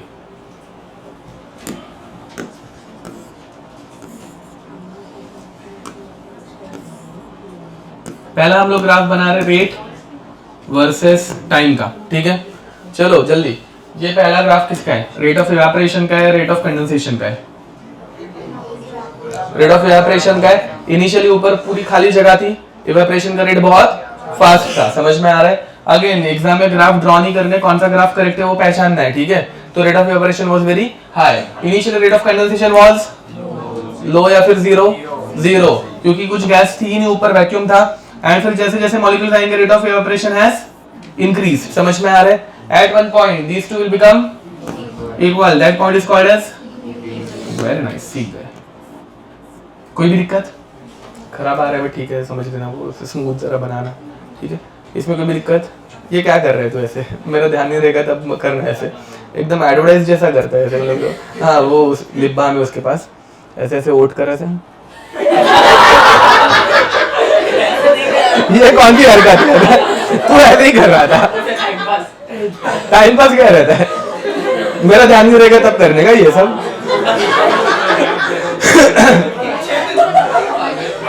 अब एडवर्टाइज में से लड़कियां करते हैं क्या? ग्लास के बीच में आपका गैप है, उससे पानी नहीं निकलेगा। एक चमार दूंगा ना बता दे। ओके, अब नेक्स्ट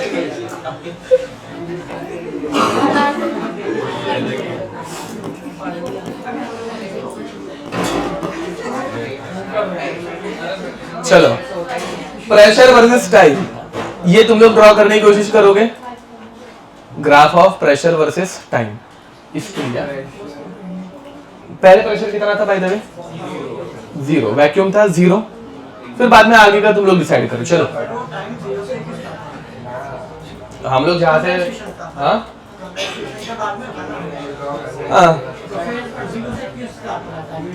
अरे एक्सपेरिमेंट तो 0 से स्टार्ट करेंगे ना, बट तो 0 पे क्या है अगर पूछा तो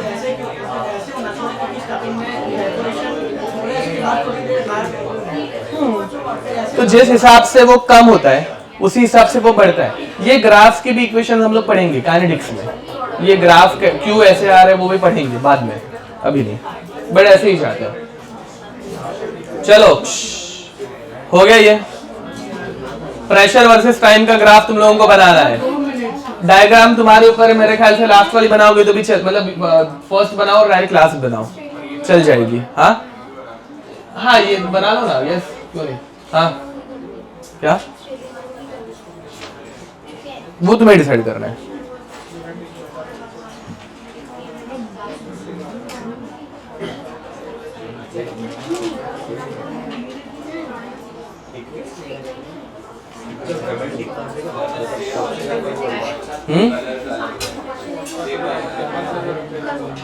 प्रेशर का ग्राफ है वो, तो उसमें दो प्रोसेस थोड़ी ना है, प्रेशर है सिर्फ।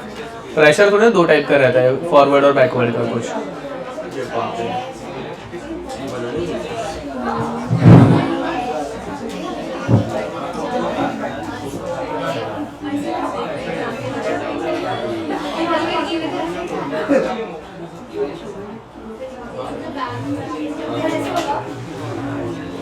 Very nice.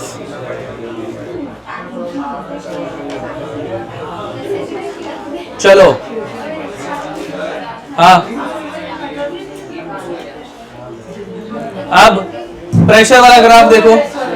प्रेशर का ग्राफ बना रहा हूं, सिर्फ ध्यान दो। इनिशियली प्रेशर वाज 0, धीरे धीरे बढ़ते जा रहा है, तो ये ऐसे बढ़ते जा रहा है, ये ऐसे बढ़ते जा रहा है, समझ में आ रहा है?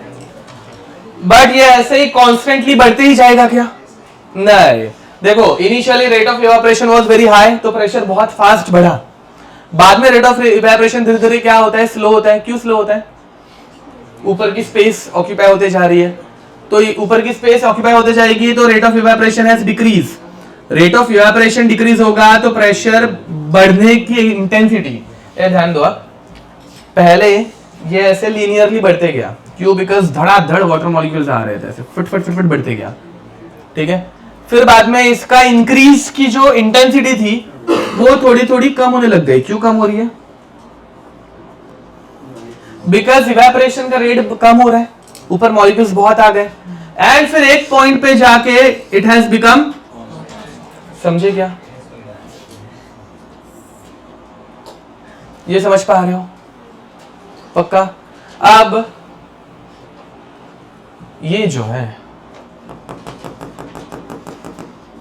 This is the pressure exerted at, ये बताओ भाई, this is the pressure exerted at equilibrium. This pressure is called as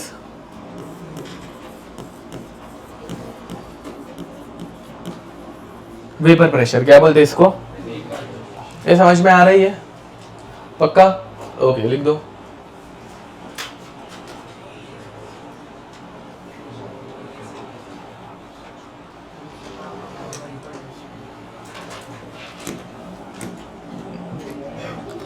by the वे, अब इस प्रोसेस के लिए रिएक्शन कैसे लिखेंगे? ध्यान दो, इस प्रोसेस के लिए रिएक्शन लिखेंगे water liquid is getting converted to H2O gas, ठीक है। वहां पे पीछे वाले क्या हो रहा है फातिमा? हाँ, अब समझाइए। H2O liquid giving us H2O gas, जल्दी लिखो, खत्म कर दो ये। हाँ हाँ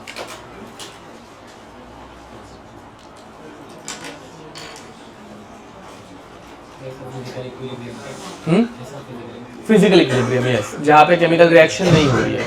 सर एग्जाम्पल में सिर्फ ये लिखना है। दोनों लिख दो चलेगा, जो तुम्हें जैसा अच्छा लगे, ऐसे कोई कंपल्शन नहीं है।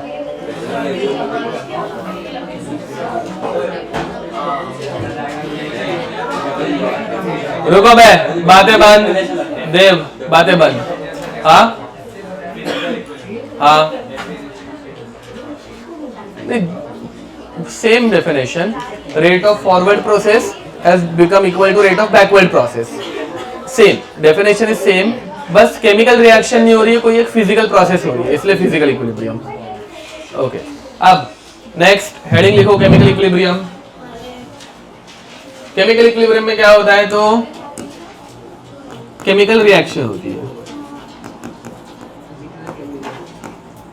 ठीक है, इसमें कोई एक केमिकल रिएक्शन रहती है, ये सेकंड हेडिंग है by the way, B, physical के बाद बी, इसमें कोई एक reaction A giving us B, ऐसे कुछ होता है, ये हम लोग पहले से देख के हो चुके हैं पूरी तरीके से, ठीक है। इसके दो ग्राफ्स आते हैं, एक आता है कॉन्सेंट्रेशन वर्सेस टाइम का एंड दूसरा आता है रेट वर्सेस टाइम का, दोनों तुम लोग बना लोगे, concentration versus time and rate versus time.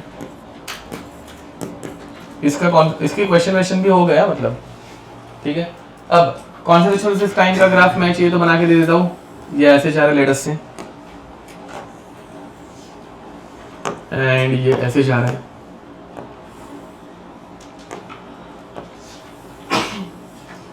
ठीक है, मजा नहीं आ रही है, ठीक है चलो, हाँ ओके, हाँ बीच से, हाँ हाँ यस, एक ही पॉइंट पे। अब यहाँ पे रेट वर्सेस टाइम का ग्राफ, ये बना लोगे रेट वर्सेस टाइम का ग्राफ,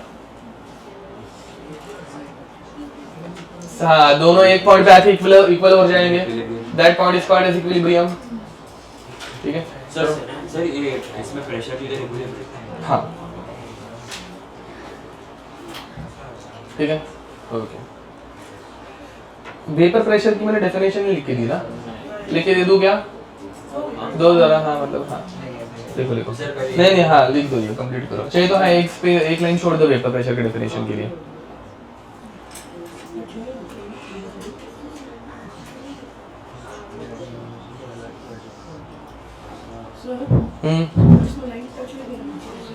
कौन सी क्या बात, पूरा ही गलत है, रेट ए सुनो बे, यहाँ पे रेट और टाइम का ग्राफ बीच में जाके सेम हो जाता है, बिकॉज एट इक्विलिब्रियम, ये इक्विलिब्रियम पे जा रही है ना प्रोसेस, तो at equilibrium rate of forward has become equal to rate of backward reaction. क्या कर रहे हो, समझा ना मतलब, हाँ तो ये ऐसा देखो,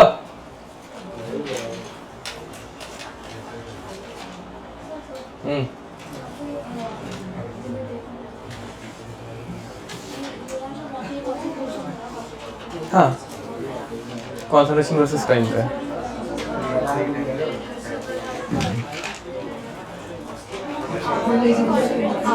सेम ही है, हाँ बस वहाँ पे वो कॉन्सेंट्रेशन कम डिक्रीज हो रहा है।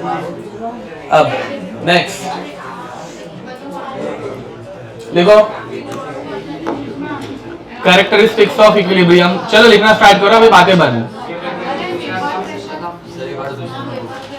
हाँ डेफिनेशन ले गए रह गई ना, कैरेक्टरिस्टिक्स ऑफ इक्विलिब्रियम लिखो, हेडिंग लिखो वेपर प्रेशर, वो फिजिकल में ही किधर तो एक स्पेस देखो खाली एंड वहां पे लिख दो vapour pressure, vapour pressure, the pressure exerted bye, the pressure exerted by, the pressure exerted by vapor phase of a liquid, vapor phase of a liquid, vapor phase of a liquid at equilibrium, उसको double underline करना, the pressure exerted by vapour phase of a liquid at equilibrium, at equilibrium, equilibrium को double underline करना, is called as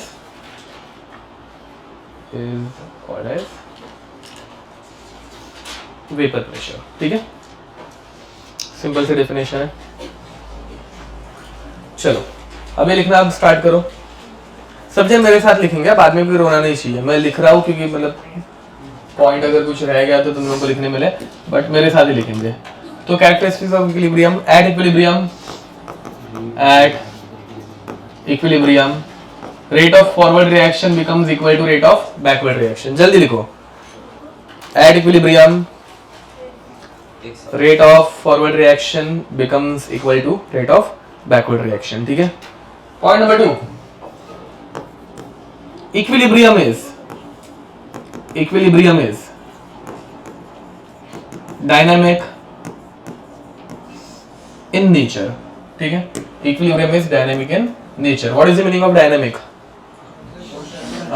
in continuous motion। ठीक है, तो लिखो it is in continuous motion, it is in continuous motion। ठीक है, it is in continuous motion। Second point तक हो गया सबका, लिख के जल्दी लिखो पे। Point number 3, at equilibrium delta G is equal to, बताओ। ठीक है, at equilibrium delta G is equal to 0, ये लास्ट लेक्चर में पढ़ाया था। Point number 3, 4, okay, at equilibrium concentration of reactants and products becomes constant। very nice, तो becomes constant। ठीक है,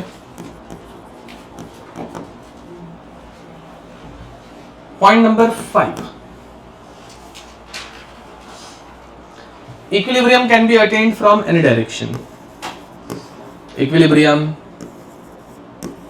can be attained from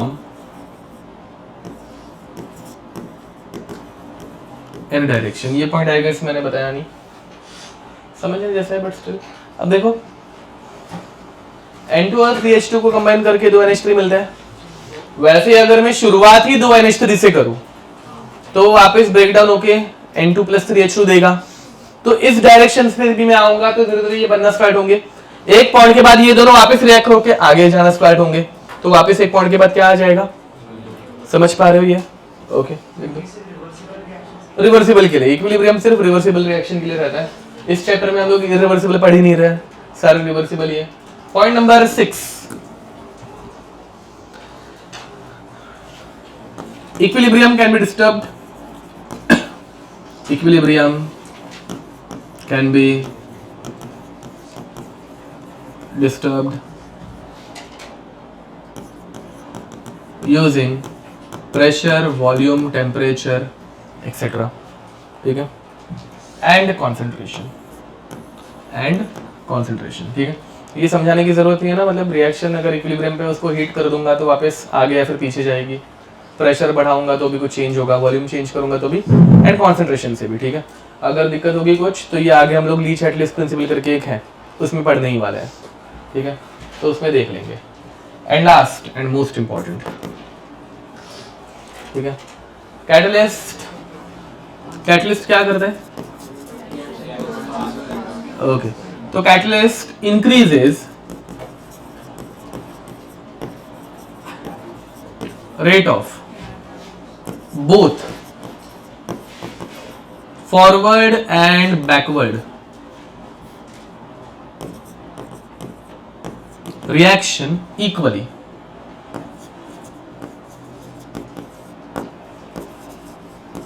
hence लिख के रुक जाना, एक एक्सप्लेनेशन समझो। देखो भाई,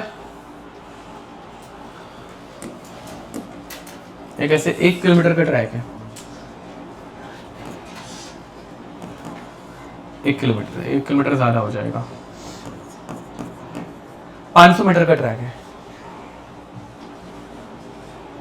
इधर पे एक ट्रेन है,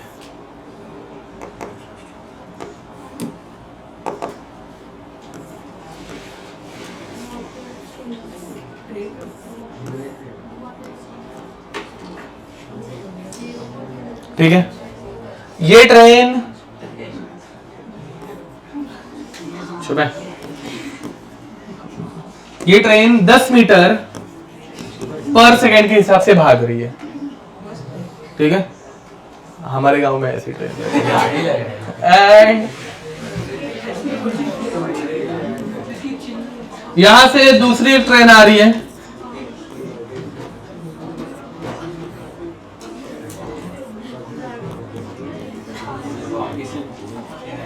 ये ट्रेन 40 मीटर पर सेकंड की स्पीड से भाग रही है। ध्यान दो बे, ये दोनों कितने टाइम के बाद कोलाइड करेंगे? 10 सेकंड्स के बाद। कितना आता है सबको? कहां पे कोलाइड करेंगे? फर्स्ट ट्रेन से कितने दूरी पे कोलाइड करेंगे? 100 मीटर पे। Very nice. तो ये दोनों 100 मीटर पे कोलाइड करेंगे। इधर से 100 मीटर के डिस्टेंस पे ये दोनों कोलाइड करेंगे, इसमें कोई दिक्कत? ये इतना सबको आता है। अब दोनों में मैंने कोयला डाला, कैटलिस्ट का काम। कोयला मतलब कोल जिससे वो ट्रेन चल रही है, ऊपर दिख रहा है ना, वैसे ही है एग्जॉस्ट। हाँ, तो दोनों में मैंने कोल ऐड किया। क्या? धुआं। हाँ रुको,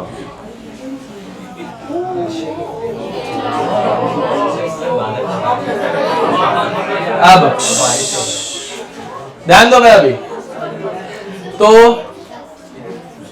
क्या बोल रही है? हाँ, तो इसलिए तो हम लोगों ने आजकल इलेक्ट्रिसिटी के ऊपर चलने वाली ट्रेन बनाई ना बे, ऐसे ही होता था। तो कैसा हरामी है बे। अब ध्यान दो बे। तो अब कोयला दोनों में क्या फालतू डाउट है बे, टेढ़ा है, ऐसा है, वैसे क्षमा दूंगा ना। अब सुनो, दोनों मैंने कोल ऐड किया इक्वल अमाउंट, दोनों की स्पीड हो गई double. See, coal is acting as a catalyst, समझ में आ रहा है? एंड अभी ये कैटलिस्ट दोनों की स्पीड बढ़ाएगा and catalyst increases rate of both forward and backward. ये फॉरवर्ड में जा रही है, बैकवर्ड में आ रही है इक्वली, ठीक है। तो इसकी स्पीड डबल हो गई, तो इसकी भी स्पीड, समझ में आ रहा है? कितने टाइम के बाद मिलेंगे? 5 सेकंड के बाद। कहां पे मिलेंगे? कौन सा गणित सीख रहे हो बे? काइनेमेटिक्स क्या पढ़े हो? ओके, कहां पे मिलेंगे?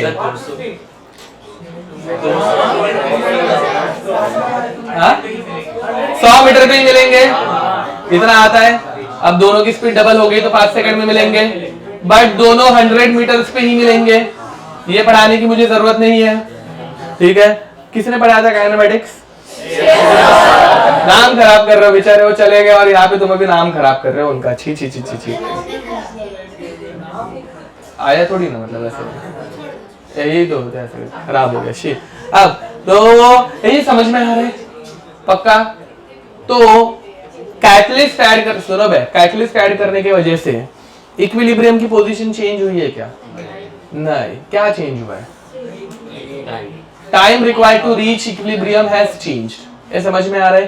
तो कैटलिस्ट क्या बढ़ाता है? रेट बढ़ाता है, जिसकी वजह से hence position of equilibrium remains constant. Hence position of equilibrium remains constant, but time required to reach equilibrium decreases. Time required to reach equilibrium decreases. ये समझ में आ रहा है? ठीक है। तो कैटलिस्ट क्या करता है, मतलब अपने ग्राफ में क्या चेंजेस लाता है? ध्यान दो।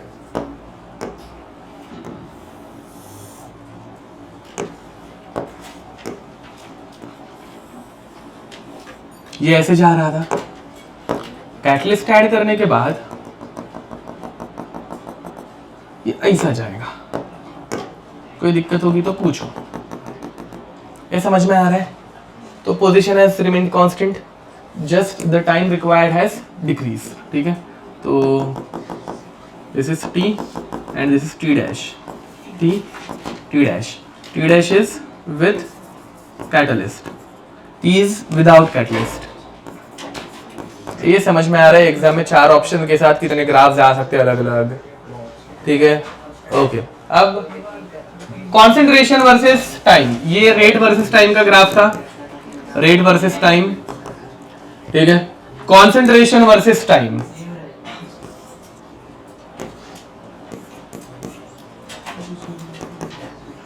देखो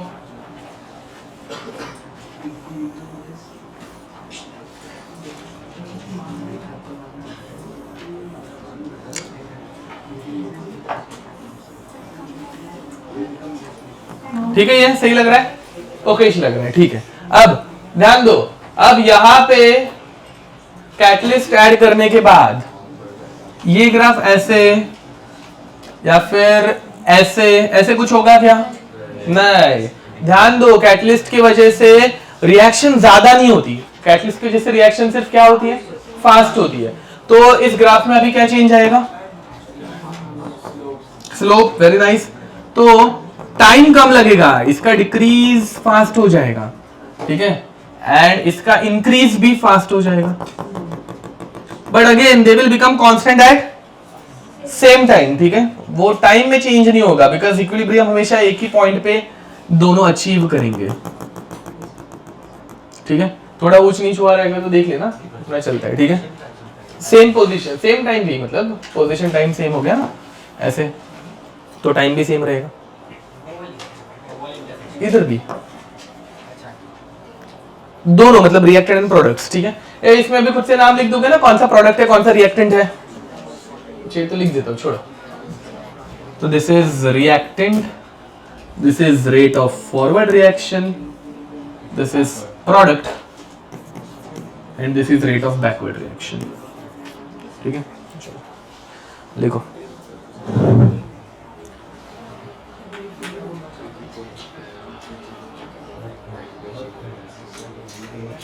ये लोग इक्विलिब्रियम एक ही पॉइंट पे रहेंगे, लेकिन टाइम जल्दी हो जाएगा। हाँ, रीच जल्दी होगा इक्विलिब्रियम। चलो हो गया, लिख के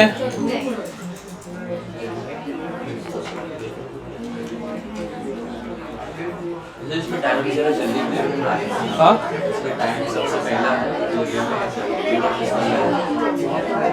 टाइम जो है वो पहले इक्विलिब्रियम में पूरा पहले हुआ था कि सिस्टम में हुआ था। नहीं समझा मुझे क्वेश्चन। इसमें एक ग्राफ है सर, इसमें टाइम पहले इक्विलिब्रियम हो रहा है, तो वैसा रियल लाइफ में होता है। हाँ, मतलब टाइम मतलब जल्दी होता है। हाँ, जल्दी टाइम ऐसे इक्विलिब्रियम में हो जाता है, फिर उसके बाद रिएक्शन का फॉरवर्ड और बैकवर्ड एक साथ रहता है। दोनों एक ही साथ इक्वल हो जाता है, जल्दी होता है, कम। मतलब ये अगर 1 घंटे में हो रहा था पहले, तो कैटलिस्ट ऐड करने के बाद आधे घंटे में हो जाएगा, वैसे। अच्छा, मेरा क्वेश्चन ही गलत है। क्वेश्चन ही गलत है। मैं टाइम तो इक्विलिब्रियम पूछ रहा था कि टाइम, हाँ, टाइम अफेक्ट नहीं होगा।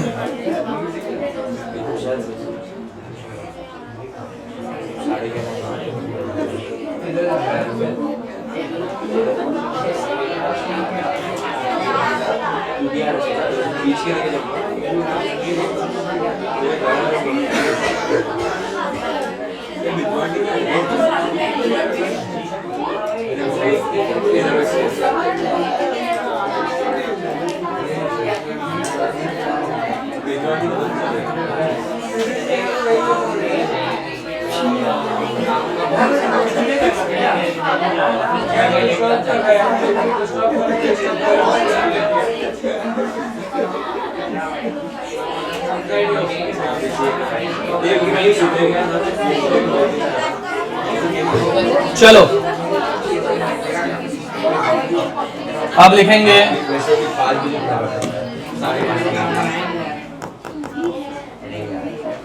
Law of mass action. नहीं, चलता है।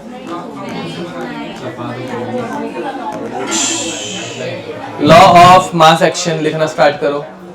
लॉ ऑफ मास एक्शन, ठीक है, ये एकदम सिंपल है खन्ना यहाँ पे।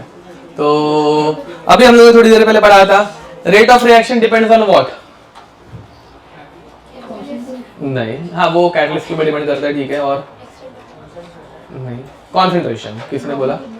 हाँ कॉन्सेंट्रेशन, तूने भी बोला था, सॉरी मैंने सुना नहीं। तो अब क्या बोल रहा था मैं? रेट डिपेंड्स ऑन कॉन्सेंट्रेशन, ठीक है। अगर मतलब जैसे एकदम बिगिनिंग में बताया था, अगर रिएक्टेंट बहुत ज्यादा अमाउंट में है तो रेट बहुत फास्ट रहेगा, रिएक्टेंट धीरे धीरे कम होते जाएगा तो रेट भी धीरे धीरे कम होते जाएगा। तो rate of reaction is directly proportional to concentration, ठीक है। अब rate of which is proportional to which, बताओ। अब देखो बता रहा हूँ, रुको क्वेश्चन कंप्लीट करने दो। Rate of forward reaction depends on A और बी। ए मतलब rate of forward reaction depends on reactant and rate of backward reaction will depend on product. समझ में आ रहा है पक्का? ओके चलो डिफाइन करना स्टार्ट करते हैं। यही लॉ है, समझा? अब लिख के दे रहा हूं। Rate of forward reaction is directly proportional to, rate of forward reaction is directly proportional to, देखो भाई बाद में तुम लोग रुकने बोलते हो। Rate of forward reaction is directly proportional to the product of, ये प्रोडक्ट मतलब मल्टीप्लिकेशन है, चाहिए तो वहां पे लिख दे रहा हूं, ठीक है। The product of active masses bracket में लिखना कॉन्सेंट्रेशन। एक्टिव मास मतलब क्या रहता है? कॉन्सेंट्रेशन। पुराने जमाने में कॉन्सेंट्रेशन को हम लोग क्या बोलते थे? एक्टिव मास, ठीक है। The product of active masses bracket में कॉन्सेंट्रेशन ऑफ रिएक्टेंट्स, ठीक है। देखो forward depends on concentration of reactants and rate of backward reaction is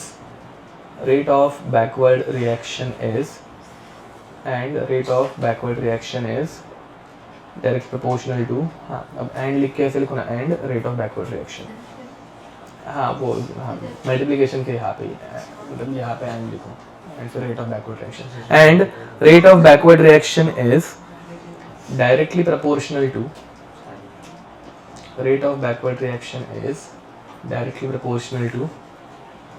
product of active masses of, तो बैकवर्ड किसके पे डिपेंड करेगा?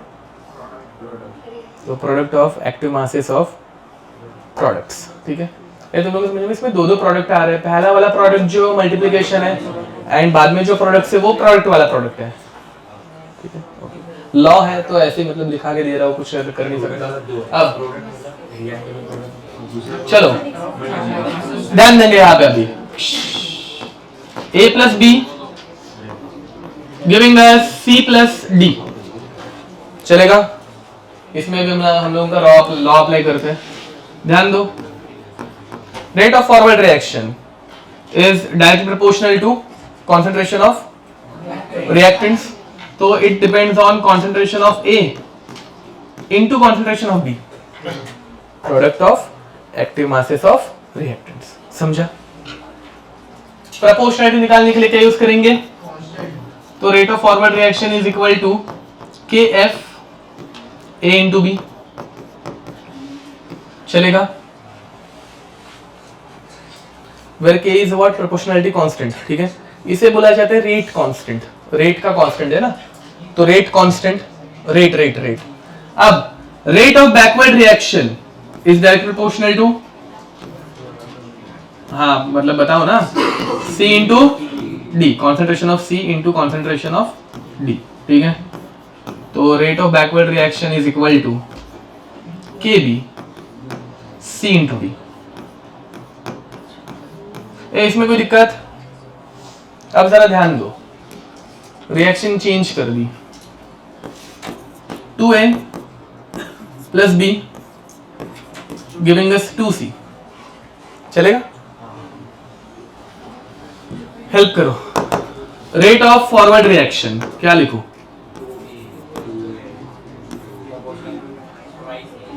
ट्वाइस है, गलत, ध्यान दो।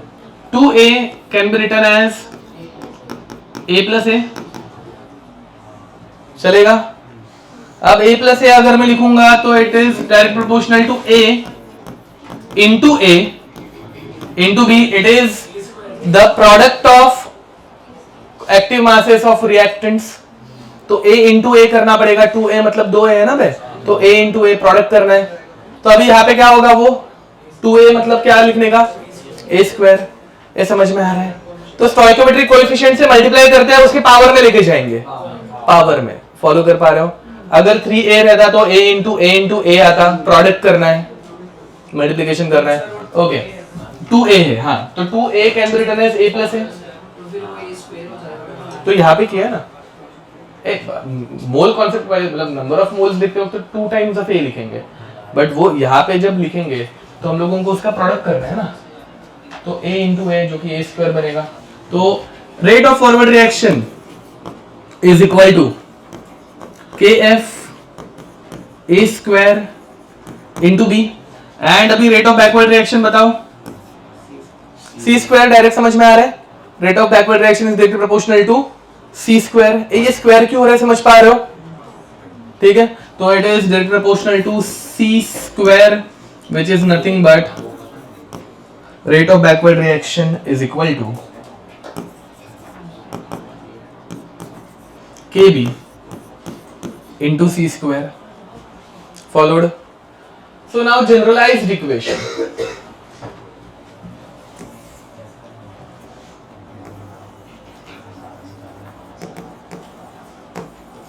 अपनी जनरलाइज्ड इक्वेशन क्या रहती है? a moles of a plus b moles of b giving us c moles of c plus d moles of d। ठीक है, चलो इसके लिए बताओ, rate of forward reaction is direct proportional to, direct लिख दो क्या अभी, इज इक्वल टू kf, चलेगा, a raise to a into b raise to b, and rate of backward reaction kb into c raise to c into d raise to, इसमें कोई दिक्कत? Okay, at equilibrium, चलो फटफट, हाँ नहीं ये पूरा देख लो पहले, चलो बाद में लिखना।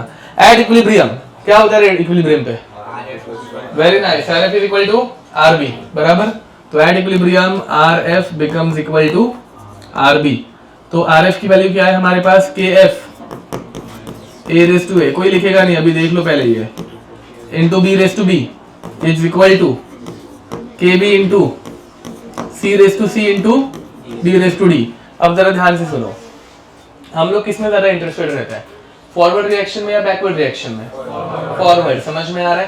तो एंड किसमें ज्यादा इंटरेस्टेड है, रिएक्टेंट या प्रोडक्ट? प्रोडक्ट में, ठीक है, प्रोडक्ट में ज्यादा इंटरेस्टेड है। तो KF अपॉन KB का रेशियो ले रहे हैं,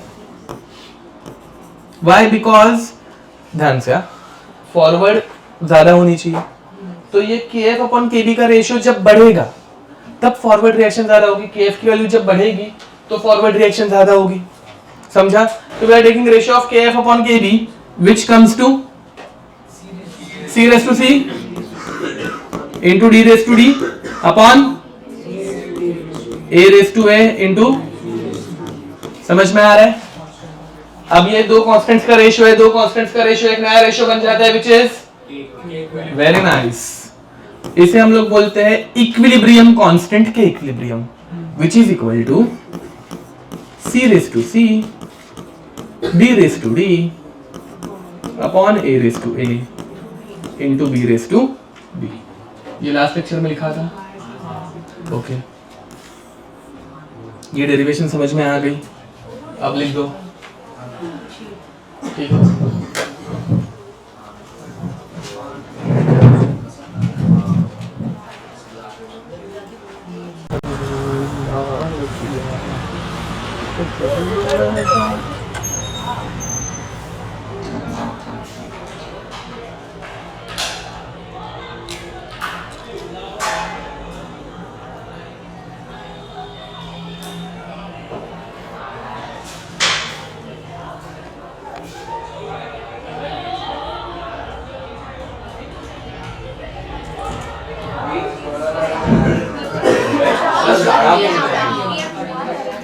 चलो बे, सर एक सेकंड तुम बातें क्यों करते रहते हो बे?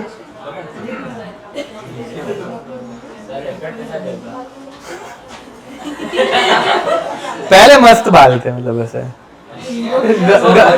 गलत हुआ। 1 महीने में थोड़ी ना इतने बाल जाएंगे वापस। क्या वही तो, क्या लग रहा हूँ खुश? कुछ भी बात। आपका सीरियस हो गया, क्या क्या आप सीरियस हो गए हो पहले। बात कुछ भी सीरियस। और मैं अरे अरे अरे अरे बात कुछ भी।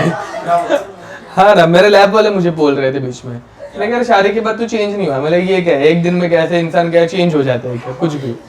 हाँ ना, ऐसे ऐसे उनका बोलना ऐसा था कि ऐसे लगना चाहिए ना शादी हो गई है, बाबा नहीं लगना चाहिए, चलता है। हाँ ना, तुम लोगों को कैसे लग रहा है? कौन सा सीरियसनेस आ गई है मेरे में? वही तो। हाँ क्या क्या खुश? मैं तो पहले का मैं दुखी लगता था क्या तुम लोगों को? पहले क्या क्या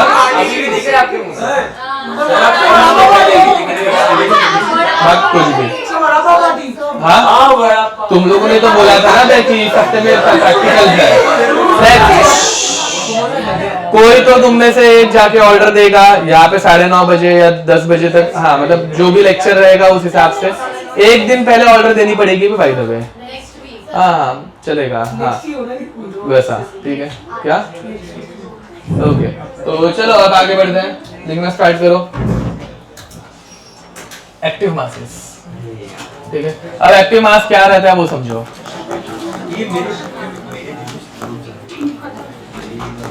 एक्टिव मास सिंपल शब्दों में इट कैन बी, बातें बंद, कॉन्सेंट्रेशन और प्रेशर और mole fraction.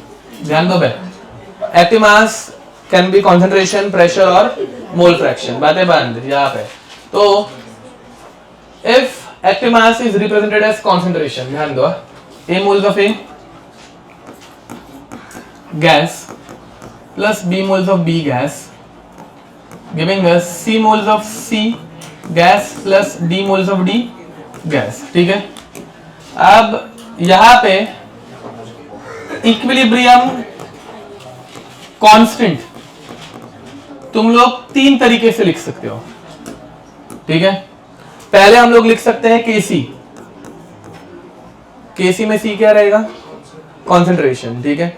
That means active mass is represented as concentration, ठीक है। उसका नाम क्या है? वो लेखज क्या चालू है? C raise to C, D raise to D upon A raise to A, B raise to B। इसमें कोई दिक्कत? नेक्स्ट KP, यहां पे P क्या रहेगा? प्रेशर। अब ध्यान देना, ये प्रेशर जो है ना, इसको सिर्फ प्रेशर नहीं बोल सकते, इसको बोलते हैं पार्शियल प्रेशर। क्या बोलते हैं? इसका मीनिंग नेक्स्ट लेक्चर, अभी नहीं हो पाएगा। अभी हम लोग केसी केपी इनके ऊपर फोकस करने वाले, बट इसको क्या बोलते हैं? Partial pressure. तो partial pressure of C into partial pressure of D upon partial pressure of A and partial pressure of B raise to A B C D, वो तो मतलब रहने वाला है, ठीक है। पार्शियल प्रेशर एकदम शॉर्ट में मैं बता रहा हूं, ध्यान दो। मेरे पास एक कंटेनर है, कंटेनर का प्रेशर है 1 एटमॉस्फेयर, चलेगा। कंटेनर के अंदर 2 गैसेस है,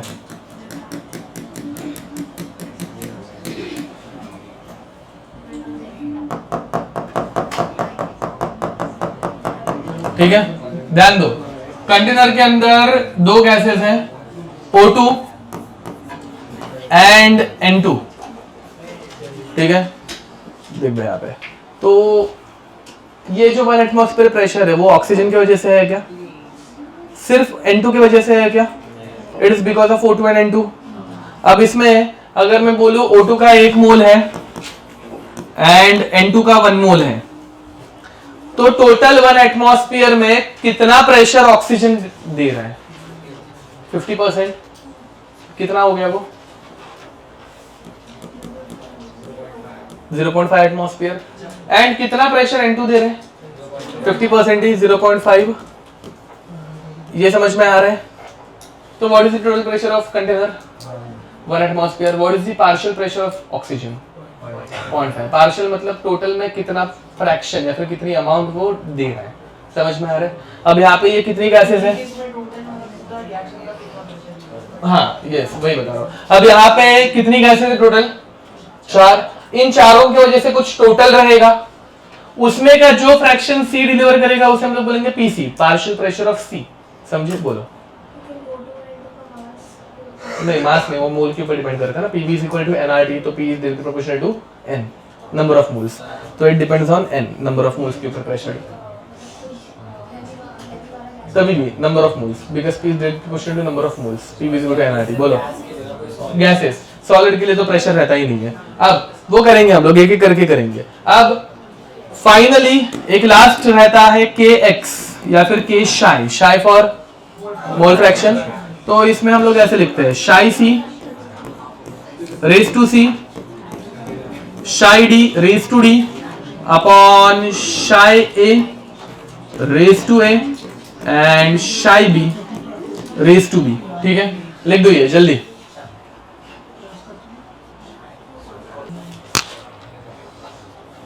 इस चैप्टर में सारे रिएक्शन रिवर्सिबल है। अगर मैं कहीं पे डबल एरोस लिखना भूल गया तो वो मैं भूल गया हूँ और कुछ नहीं। ठीक है, इरिवर्सिबल में मत करना। वो इरिवर्सिबल में एक ही एरो, पहले शुरुआत में इरिवर्सिबल जब पढ़ा था। हो गया लिख के? अब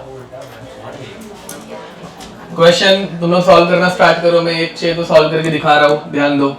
क्वेश्चन इज राइट। हाँ, expression for Kc and Kp। याद रखना Kc मतलब concentration, Kp मतलब partial pressure। ठीक है, ओके। अब first N2 gas plus 3H2 gas giving us 2NH3 gas। बातें बंद। अब इसके लिए Kc अगर मैं लिखने जाऊं तो Kc कैसे लिखूंगा? तो Kc is equal to concentration of NH3 का square upon concentration of N2 into concentration of H2 का क्यूब, और Kp partial pressure of NH3 का square upon partial pressure of N2 into partial pressure of H2 का cube. इसमें दोनों equation में कोई दिक्कत? ये ऐसे तुम लोग कर पाओगे हर एक के लिए? ठीक है, ओके। सबके लिए करना है। सेकंड ये वाला वापस मैं एक सॉल्व करके दिखा रहा हूं।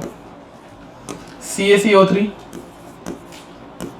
Solid giving us CaO solid plus CO2 gas.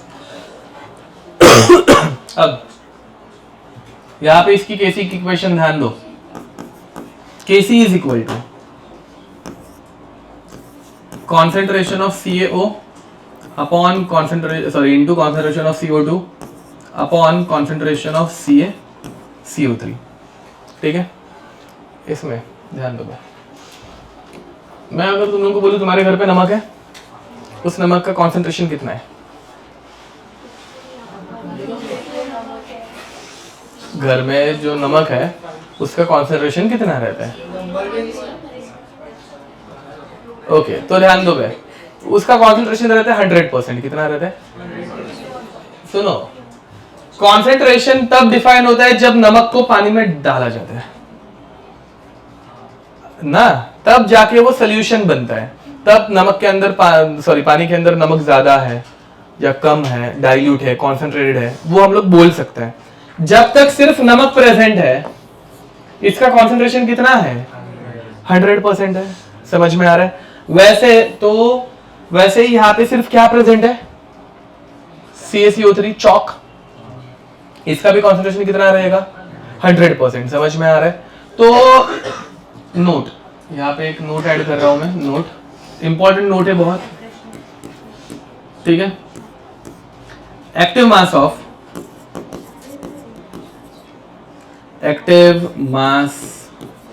Of pure solid और लिक्विड, जैसे कि अगर मैं सिर्फ पूछूं पानी, वाटर का कॉन्सेंट्रेशन कितना है, 100% है, समझ में आ रहा है। तो उधर भी pure solid and liquid is 1, ठीक है। कितना लेते हैं हम लोग, 1 फ्रैक्शन, 100 का फ्रैक्शन 1 प्योर, समझे।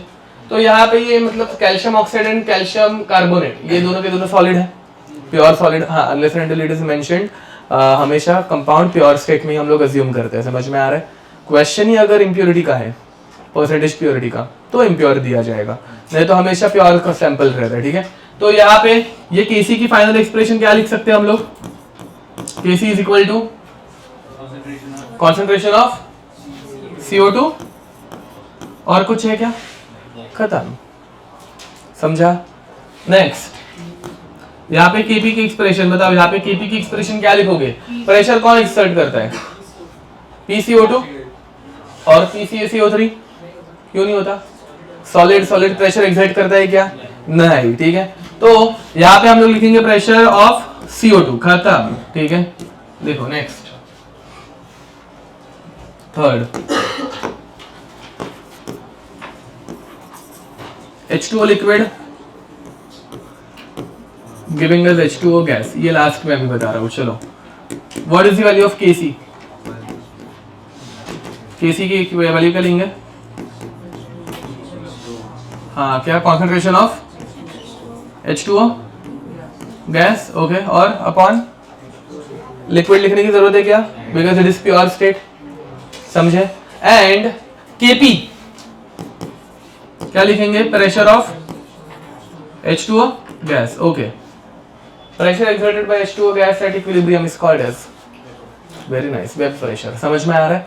तो यहाँ पे हमारा जो केपी है वो बन जाता है वेपर प्रेशर ऑफ H2O, पता है ना, मैं डेफिनेशन लिख के दी है, इंपॉर्टेंट चीज है।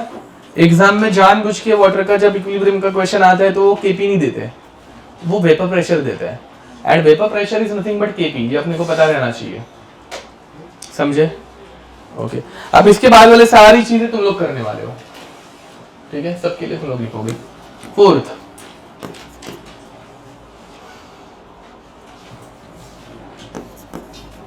NO2 gas giving us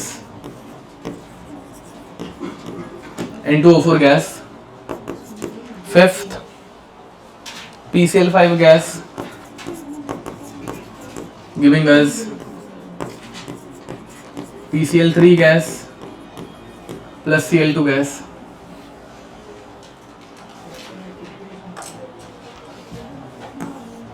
Sixth, NH4HS solid giving us NH3 gas plus H2S gas. Sixth, CH3COOH aqueous giving us CH3CO minus aqueous plus H plus aqueous. 7 बोलो, चलता है। अब NH2C double bond O ONH4 plus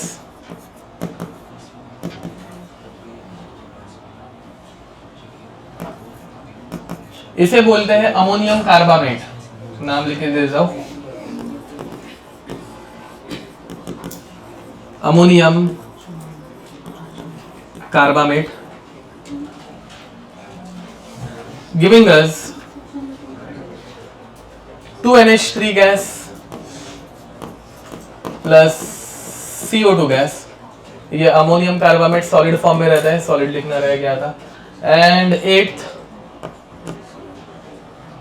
2SO2 gas plus O2 gas giving us 2SO3 gas, ठीक है। हाँ यही reaction में अगर मैं उल्टा लिखता तो उल्टा वो फ्लिप हो जाएगा। तो फिर एक ही सेम ही रिएक्शन हाँ बट वो फॉरवर्ड और बैकवर्ड रिएक्शन वो करेंगे ना, वो भी है अपने, हाँ उसमें भी क्वेश्चंस आते हैं, यस वो भी करेंगे। हाँ सॉरी सॉलिड तो मतलब प्रेशर एक्सर्ट ही नहीं करेगा ना कंटेनर के अंदर, नॉट एप्लीकेबल। हाँ क्योंकि कंटेनर के अंदर सॉलिड कुछ प्रेशर देता ही नहीं है, नॉट एप्लीकेबल। बोला ना हमेशा pure he, unless and until it is mentioned that it is impure, हमेशा प्योर।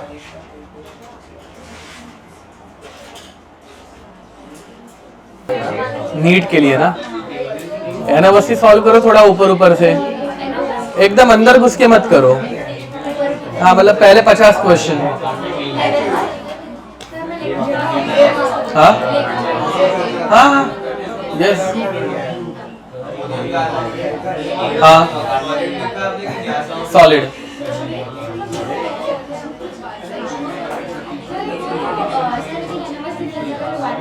हाँ वीके जायसवाल MS मतलब हाँ क्योंकि मतलब अभी और बुक MTG फिंगर टिप्स नहीं यूज किया ना, प्रॉपर MTG ना, फिंगर टिप्स नहीं बेटा, MTG केमिस्ट्री, MTG फिजिक्स वैसा, उसमें तो 100 क्वेश्चन है, फिंगर टिप्स क्या काम का है।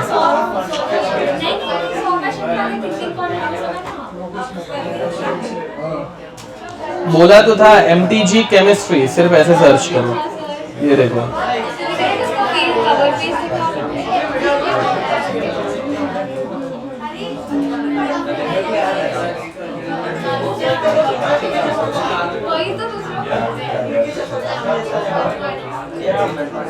रुको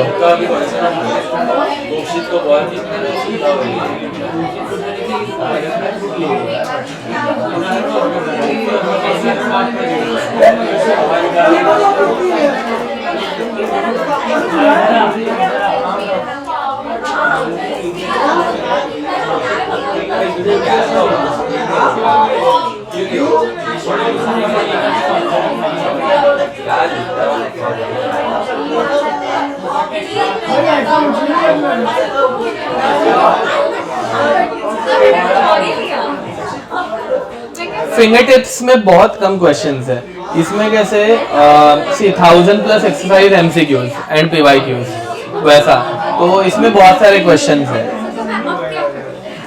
ये लो, अरे तुमको मैंने बोला भी था फिंगर टिप्स मत लेना, वो भी सॉल्व करो चलेगा, उसमें कोई दिक्कत नहीं है। बट ये इसमें जरा अच्छे मतलब अच्छे क्वेश्चन बोले के मतलब ज्यादा क्वेश्चंस है, हाँ और थोड़े फिंगर टिप्स से ठीक ठाक क्वेश्चंस है वैसा, मतलब अच्छे हैं कंपैरेटिवली। मत करो ये सफिशिएंट है फिर। हाँ अभी 31 जब आएगा तब भी सेल वेल रहेगी तो देख लेना, ऑनलाइन सस्ते में मिल जाएगा वैसा। ओके चलो हेडिंग लिखो, रिलेशन बिटवीन, हाँ इनमें किसी में डाउट है? सर हाँ इसमें aqueous हाँ एक्वेस वाले में pressure not applicable, K P is not applicable, not applicable because gas ही नहीं है, काहे का प्रेशर काहे का केपी, ठीक है नॉट एप्लीकेबल, क्वेश्चन ही नहीं आएंगे इन शॉर्ट यार। एंड केसी वही अपना this into this upon this, खत्म, because everything is present in aqueous state. कोई लिक्विड है क्या? प्योर लिक्विड कोई नहीं है, एक्वियस मतलब पानी में डिसॉल्व किया हुआ है, समझ में आ रहा है? तो CH3CO minus into H plus upon CH3COH, खत्म, ठीक है। और किसी में कुछ डाउट? पक्का? ओके इस वाले में भी मतलब ये सॉलिड का लिखना नहीं है, तो Kc आएगा यहाँ पे NH3 इंटू H2S, Kp भी वही आएगा, pressure of NH3 into pressure of H2S, ठीक है। ओके ये सब लिख पा रहे हैं? पक्का? Okay next, relationship between Kc and Kp, heading लिखो।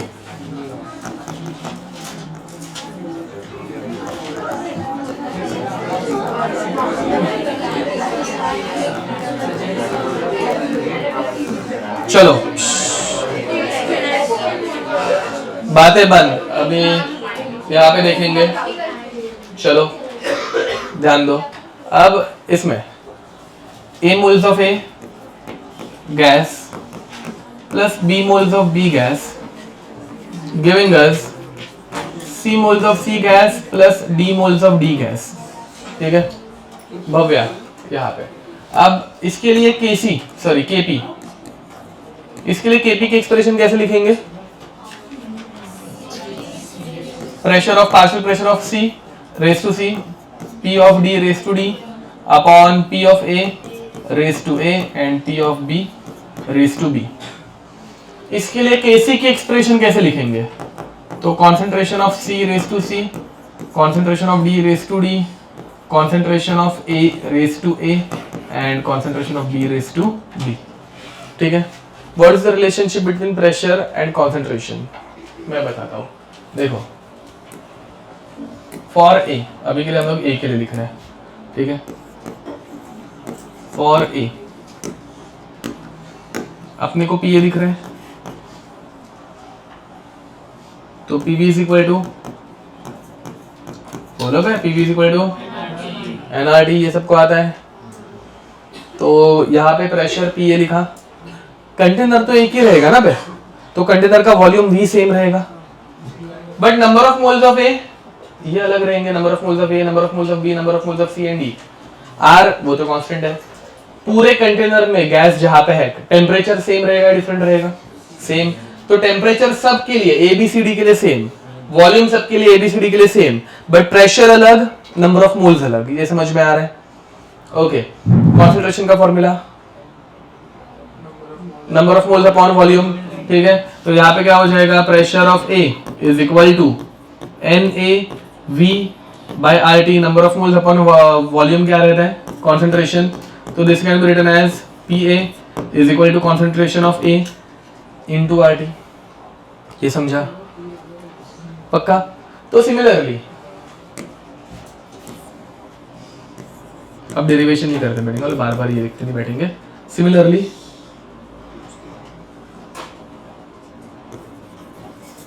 हाँ, अब concentration, sorry, PB can be written as concentration of B RT, PC can be written as concentration of C RT and PD can be written as concentration of D RT। इसमें किसी को कुछ दिक्कत?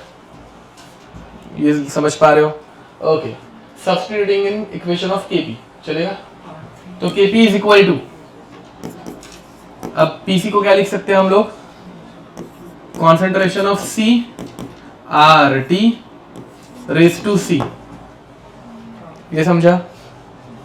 PD को क्या लिख सकते हैं? Concentration of D RT raise to D। PA को क्या लिखेंगे? Concentration of A RT raise to A and PB can be written as concentration of B RT raise to B। ठीक है, अंदर मल्टीप्लाई कर दूंगा तो इक्वेशन क्या बन रही है? Concentration of C raise to C D raise to D upon A raise to A B raise to B। बाहर क्या आया? RT to the power C into RT to the power D, तो ये हो जाएगा C प्लस D अपॉन, अच्छा direct minus कर दूं? समझ में आता है इतना? ओके, तो C प्लस D माइनस, इतना सबको समझ में आ रहा है? देखो पावर दोनों की सेम है, तो RT raise to A plus B and ऊपर RT raise to C plus D, बाद में नीचे डिवीजन था तो वो ऊपर जाएगा तो माइनस बन जाएगा। लॉ ऑफ इंडाइसिस इतना सबको समझ में आ गया? ओके, तो C raise to C, D raise to D, A raise to A, B raise to B क्या बनता है? KC बनता है। ओके, तो over here KP is equal to KC into RT raise to, okay, इसको क्या बोलते हैं? ओके, इसको बोलते हैं change in number of moles. क्या बोलते हैं? अरे ये स्टोइकोमेट्रिक रेशियो है जो अपने को नंबर ऑफ मोल्स दिखाता है। Number of moles of product minus number of moles of reactant क्या देते हैं अपने को? Change in number of moles of gas, सारे गैसेस से डेल्टा NG। बोलो, डाउट नहीं? ओके, ये समझा? लिख दो। हाँ V को, हाँ वही तो देखो, ये सब गैस है, सारी गैस एक ही कंटेनर में रिएक्ट करती है, एंड वो V जो रहता है वो वॉल्यूम ऑफ कंटेनर रहता है. Gas occupies volume of whole container.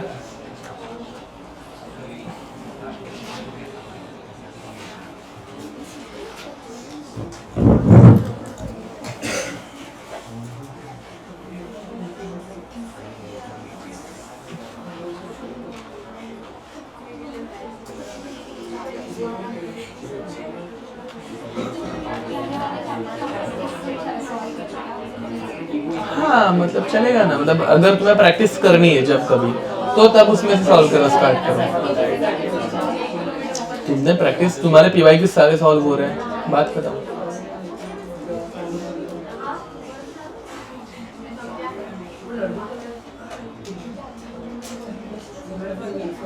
और वैसे भी अभी बहुत टाइम है, जब कभी एग्जाम रहेगी तुम प्रैक्टिस के लिए क्वेश्चन सॉल्विंग के लिए जाओगे तब वो पुराने चैप्टर अपने आप धीरे धीरे सॉल्व कर पाओगे. हर एग्जाम के लिए 20-20 क्वेश्चन तो सॉल्व करते ही रहोगे ना, तो नए वाले सॉल्व करना.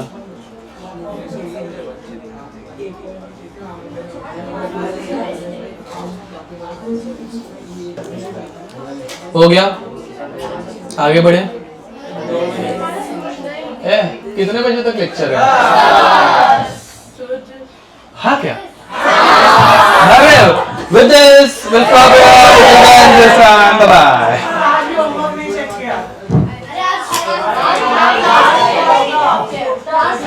नेक्स्ट टाइम, हाँ लास्ट क्लास का रह गया ना. ओके, 100 क्वेश्चंस नीट वाले एंड 100 क्वेश्चंस जेई वाले, वो भी है. ठीक है,